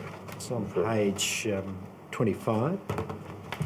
Which one? Table there under item 12, priority actions on the page. Work has begun on 5 of these sites led by Regional Council Biodiversity team. So councillor, there is another paper, and I think Mark is going to cover off that with Keiko in the subsequent paper that's after this one on the prioritisation. So we could probably deal with it there if you're happy with it. Sure. I had a subsequent question around funding. I'm not sure who can help me there. I note under the 3rd dot point, additional sites have been identified and a submission of grant to grant agencies, DOC and lotteries. Are you over that, Charles, or someone else? Yes. You're on that. I'd make a comment that, and I note your hub notion of bringing in community groups. I've been active in applications to the same agencies, and I've suspicion that we're crossing over each other. So we're needing to coordinate activity. It's directly in line. So is there a way of surveying the region in terms of those sites that you're looking at to inquire of other groups that may be active in that space? Well, that's a really important point. There's no formal way. We haven't done that. What we're doing right now is, in this year, we're working through our accountable partners to be sure we're well connected to them, we understand them. My impression is that almost every little valley and stream has its own community group that's doing something. So it's probably almost impossible to actually keep up with what's going on. But if you've identified 5 priority areas, there ought to be significant knowledge about who's doing what in those 5. I don't know if that's an impossible task to identify activity there. In history, we probably know who's doing stuff. And that's why our partnerships, particularly with the councils, are critical, because I know, having looked at how the Te Karamu project is presented, what's involved in that. It's a 10-year project that's quite ambitious. Councils do those sorts of planning work, and so we're simply coming in behind with partners as we become aware of them. This is our first go, by the way, so we're still, one of the descriptions of what we're doing is trying to fly the plane while we're also building it. But I totally take your point. Obama? Sorry? Wasn't that Mr. Obama said that? It may well be. It was James Buwalda mentioned it too. So he was pushing it over. They're both plagiarists. They didn't have a lot in common. I'm sure of it, yeah. So, no, it's critical. What we discovered in this funding round, this is the first time we've actually done this, and what we discovered is partnerships are absolutely essential. We don't want to cut across partners, but where people asked us to be partners with them, we agreed for the ones that were suitable. And the only 2 that are actually really our independent initiative is the one for the Regional Biodiversity Hub, and then the one for the Karamu enhancement. And so we don't have any desire to cut across things, particularly the community groups. If you think of these little local bodies, not all of them are trusts. They're not set up to handle money. That's something that we can do for them to give some security to the funders, as well as connect us into giving advice to the group itself. And that's the way it played out at Waipatiki. That group's been trapping predators there for a few years, wanted to expand and extend their trapping program, Tanya Kerr asked me, so she was telling me about this, and she said she went to a meeting thinking they were going to talk about trapping programs, and she said people were wanting to go beyond that. They all wanted to build a predator-proof fence. They wanted to be bringing in saddlebacks and every other endangered species you could think ahead of time. What should they do? And it was at that point that we reached an agreement that, well, yes, keep the trapping program going, expand it, but also get some funding to actually have a community visioning exercise so that people talk to each other enough to agree what they ought to do next and then go on with it. And with luck, part of that will be connecting to the group next door. I'm aware of some nearby work of a similar sort in Eskdale and so on. So I think that's just, it's local engagement that's critical. Was there another, did I see another hand up? Somebody like to Didn't answer the question. move the report? I'm happy to move the report. Okay, second? Okay. Councillor. So to you, Charles and your team, thank you for an informative report. I was here when you turned up with the first proposal, you went through it, and what you've shown to me is you're still on focus, still delivering, still working. I look forward to future reports where we see more progress. It's wonderful. Thank you. That's what we want to. Thank you. Councillor Wilson. Oh, just to add, you've got a pretty formidable team around you there. So that's, that's an achievement in itself, getting that group together to focus on the issues at hand. So wish you well. The 10 million, these foundations are great. I mean, look at the Iona Foundation where 11 million was bequeathed to them, and the buildings have been popping up ever since. So you just having a foundation as your vehicle, I think, is a great vehicle because philanthropic money may appear one day, and I think your 10 million is achievable. So. Thank you. Well, our ultimate goal is 50, of course, but in talking with what's going on in other regions, I feel pretty good that we're ahead of the pack on that, and most of them are not aiming for this sort of in perpetuity arrangement, and if we can achieve it, and I'm optimistic, then fantastic. Any other comments? All those in favor of accepting the report, say aye. Aye. Thank you. Thanks, Charles. We're going to go right to an associated report. Keiko? So thank you, Chair. Keiko and Mark are going to run through, allied to Charles' presentation is some work that Council's led, and some of this has already been presented to you in terms of understanding what is the landscape that we want to operate in, where are the areas that we would like to see Council's investment and the investment of others go. I guess ultimately it's kind of working smarter, not harder. So Keiko and Mark have been putting in a lot of thinking, a lot of effort, a lot of work to try and refine our view of this and figure out where we're going to spend the money that you had allocated in the long-term plan. And we'll cover that off in the presentation, I think. Is there a presentation? You'll just have to hit escape and then bring your presentation up. So I'll just hand over to them.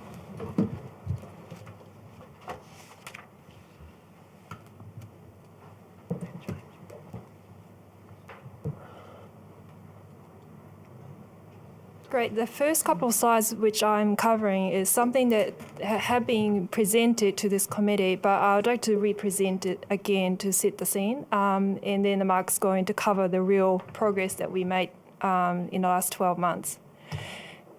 But I'd like to start, open up our presentation by saying that New Zealand is still suffering the biodiversity decline.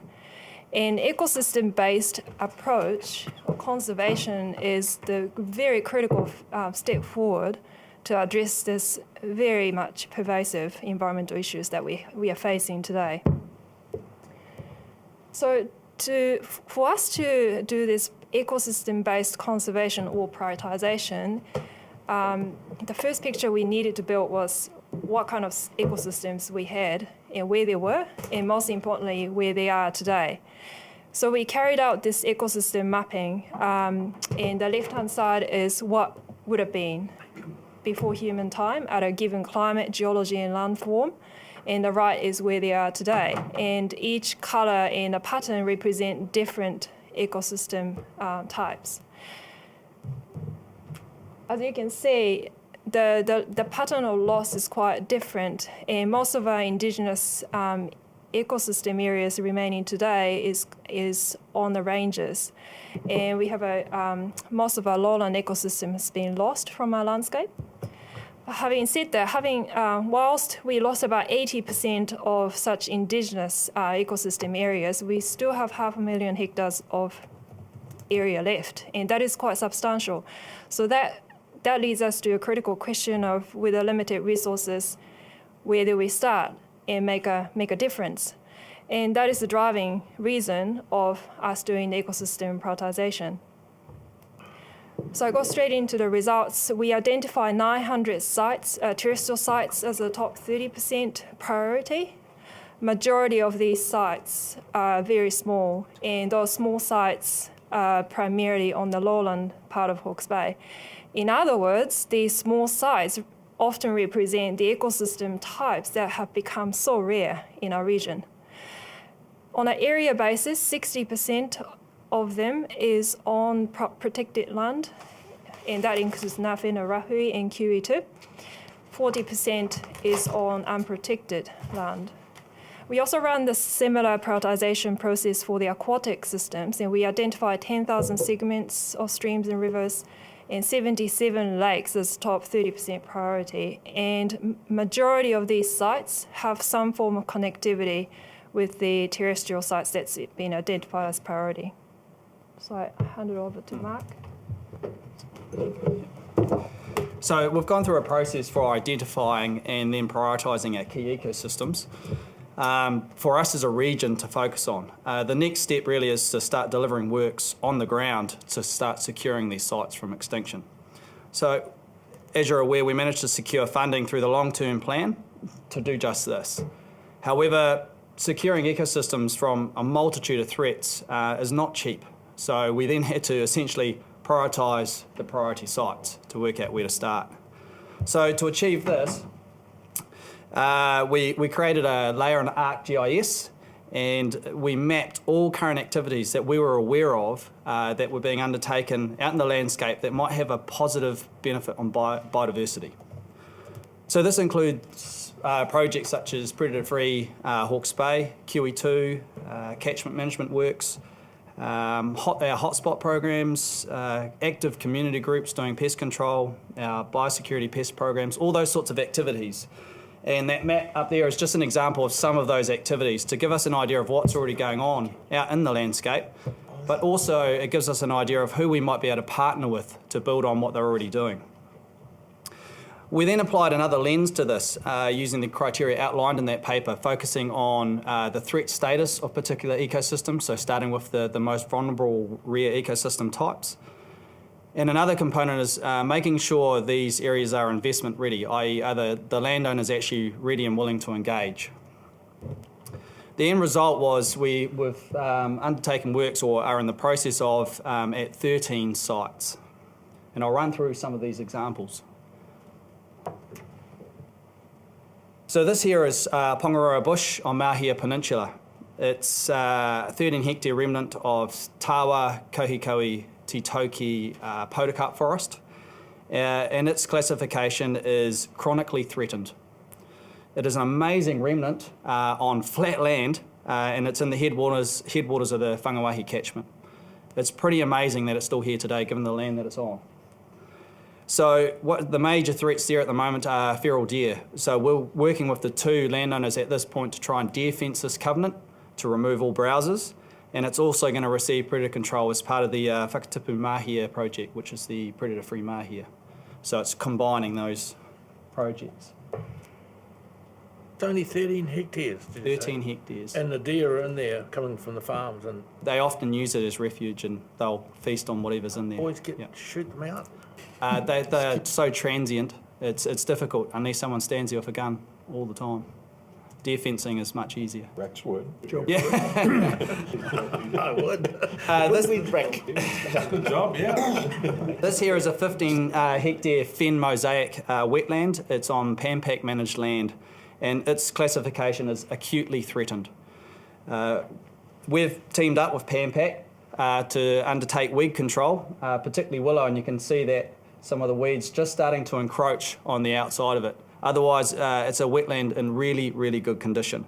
So after our site visit and an investment of $5,000 in weed control, it really invigorated PAMPAC to take ownership, and they've since invested another $20,000 into doing weed control, not only in that wetland, but in the surrounding area. So it's a really positive result, and it's been great working with PAMPAC on this project. So this here is Little Bush up in Puketitri. It's a 12-hectare remnant of Kakatea Rimu forest. Again, its classification is chronically threatened. It's owned by Forest and Bird, and they've done an amazing job over the last few years in doing restoration planting, weed control, and predator management. You can see this is a prime example of why we need to fence these areas out. Unfortunately though, feral deer have increased in this area, and you'll see feral deer are a common theme throughout, and they're starting to cause damage within these reserves. They strip the bark off the trees, they go through and remove all the palatable species. So we've decided to deer fence this covenant. It's quite easy to fence, but Napier Forest and Bird were so happy with this approach that they've actually put $10,000 of their own branch money towards achieving this. And Biodiversity Hawke's Bay have also partnered with us. They've seen the value and they've put $3,000 towards it as well. So that's actually reduced HBRC contribution down to $18,000. So this partnership is really, really important. And it's actually all about partnerships. That's what we've learned fast. With this partnering, or the partnerships that were formed, that's actually the reason why we're working at 13 sites now. As mentioned in the council paper, you'll see we're working with multiple partners, both internally here at HBRC, but externally as well. And that's resulted in an additional $140,000 being invested into these ecosystem prioritisation sites. That's something we want to grow. And just finally, I wanted to quickly mention that it's important to note that although HBRC led the ecosystem prioritisation, which KEICO delivered, this is part of the biodiversity strategy and the action plan. So HBRC delivered that on behalf of those 18 Accord partners that Charles mentioned. This isn't something for HBRC to tackle alone, and it's something we can't. So we're wanting collective responsibility, and that's our focus in the future, is to build those relationships, particularly with our local authorities, to try, and Biodiversity Hawke's Bay, of course, to all collectively work towards securing more and more of these sites. Thanks. Tremendous. Councillor Curtin. Thanks, Mark, and thanks, Keiko. This is the real pointy end of regional council, the most satisfying area that I can think of. But I've got a question around those prioritised areas. I'm just trying to reconcile your 13 sites with the 5 sites identified in the previous paper. Can you? Yep. So that's actually, they're separate works again. They were funded by the Guardians. So with Hawke's Bay is doing 13 sites, and those sites, it's just a little bit muddled in the wording. I suspect they're referring to the sites that the Biodiversity Guardians have funded through the trust. So that's 18 sites that are actively being... So one of those sites is the one I mentioned where we're working collectively, and then there are 3 other additional sites of which I don't think we are working on. Sure, okay. Yeah. So it's a follow-up question to that.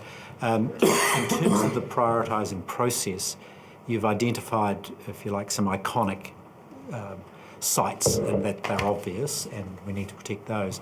But is that the driver? How do you do this prioritising process? Do you select, is it by the acuity of risk, or what's determining the value? So we have our 900 sites which went through that process, but the process post that for us is really outlined in 11.1 through to 11.9. There's a lot of different factors we take into account as much as possible.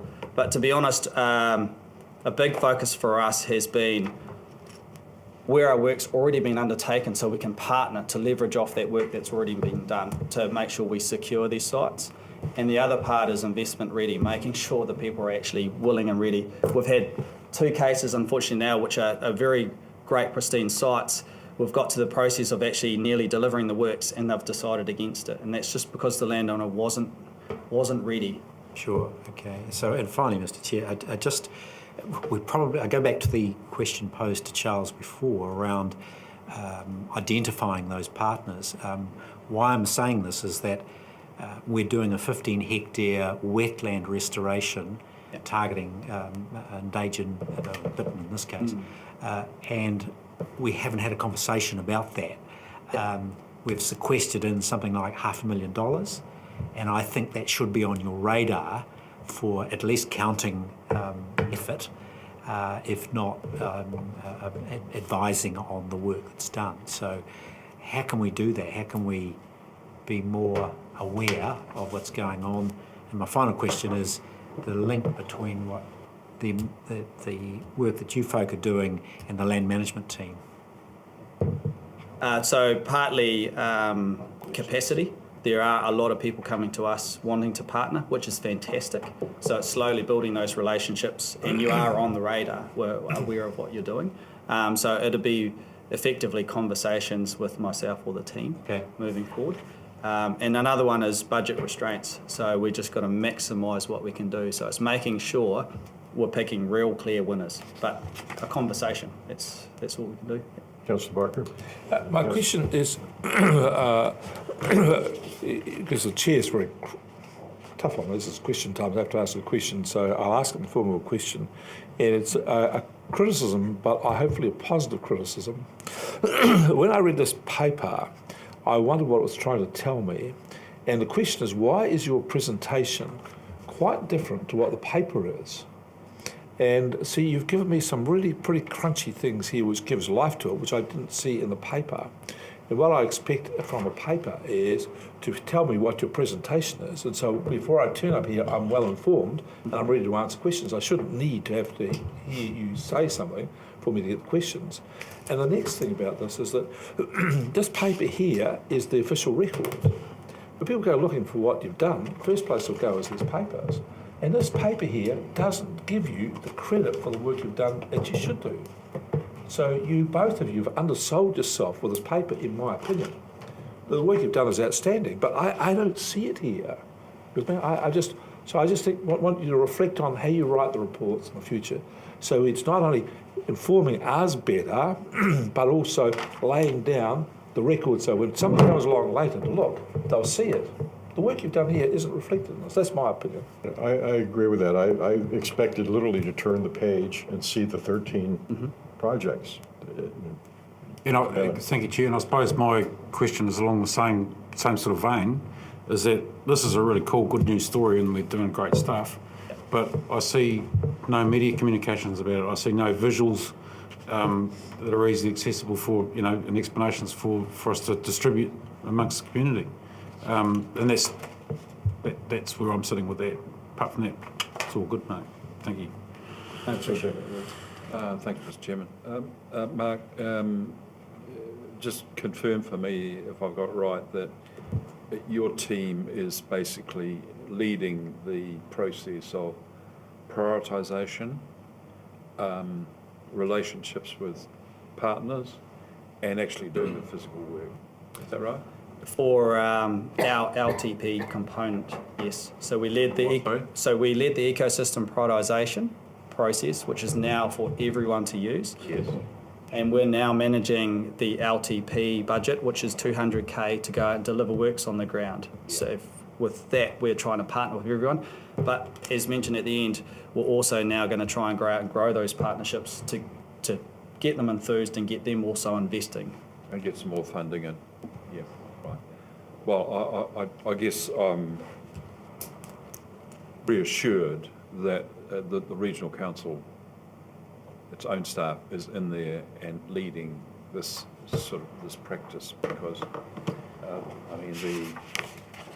the foundation and so on as a supporting agency, biodiversity, is great, but at the end of the day, we want people doing more than talking. We want people like you guys getting out there and actually doing the work. It's a bit of a knife. And that's where we thank you for supporting the LTP bid, because it's resulted in some great work. Someone like to move the report? I'll move the report. I'm happy to second, Chair. Just Johnny on the spot here today. Being very helpful to you, Chair. I'm going to let Councillor Bailey move the report, and you can second this one. No, that's fine. Leave it, defer it to senior. No, I'll take as instructed. Councillor Bailey. Yeah, thank you, Chair. No, so I'm really excited about the work that you're doing, guys. Really appreciate it. But it's such a good story we should be telling everyone. So that would be my only comment. Thank you. Councillor Barker. Yeah, I want to echo that and say the thing that's remarkable about this is with little, you have made much. That's the truth of this. I think the story about Panpac, of course, you'd have to go and talk to them about it, but isn't that a wonderful story? And you've got all of these others with Forest and Bird, and I think what you're doing here is what people want to see happen, and I also believe it can be incredibly contagious. But you have to spread the news around. So I get a sense from this that you've hidden, both of you, your light under a bushel, been a bit shy about it, whatever, but I just want you to be out there and just tell it as it is, and so that this is what the council's doing, and invite others to join you on the crusade. I think it's wonderful. Any other comments, Councillor Curtin? No, just briefly, it wouldn't be appropriate to not comment on the entire catchment we serve, and I'd be interested to know in your next encounter with this committee if we could have some, if you like, observations around the coastal marine environment and ecosystems, and even if it's not possible to invest in that environment immediately, give some sort of brief as to how we might attract attention in that environment. But my congratulations go to the team and Ian and his work leading that team. I'm hoping that your work is seen as pivotal to the catchment management approach, that we always infuse managing our land with habitat restoration and biodiversity. So Ian, well done, and let's see a lot more of it. Cool. Any other comments? All those in favour of receiving the report, say Aye. Aye. Opposed? Carried. Thank you. Thank you. Thanks, team. We'll break for lunch for 30 minutes. 20. 30, I think. The latest lunch we've ever had. 30.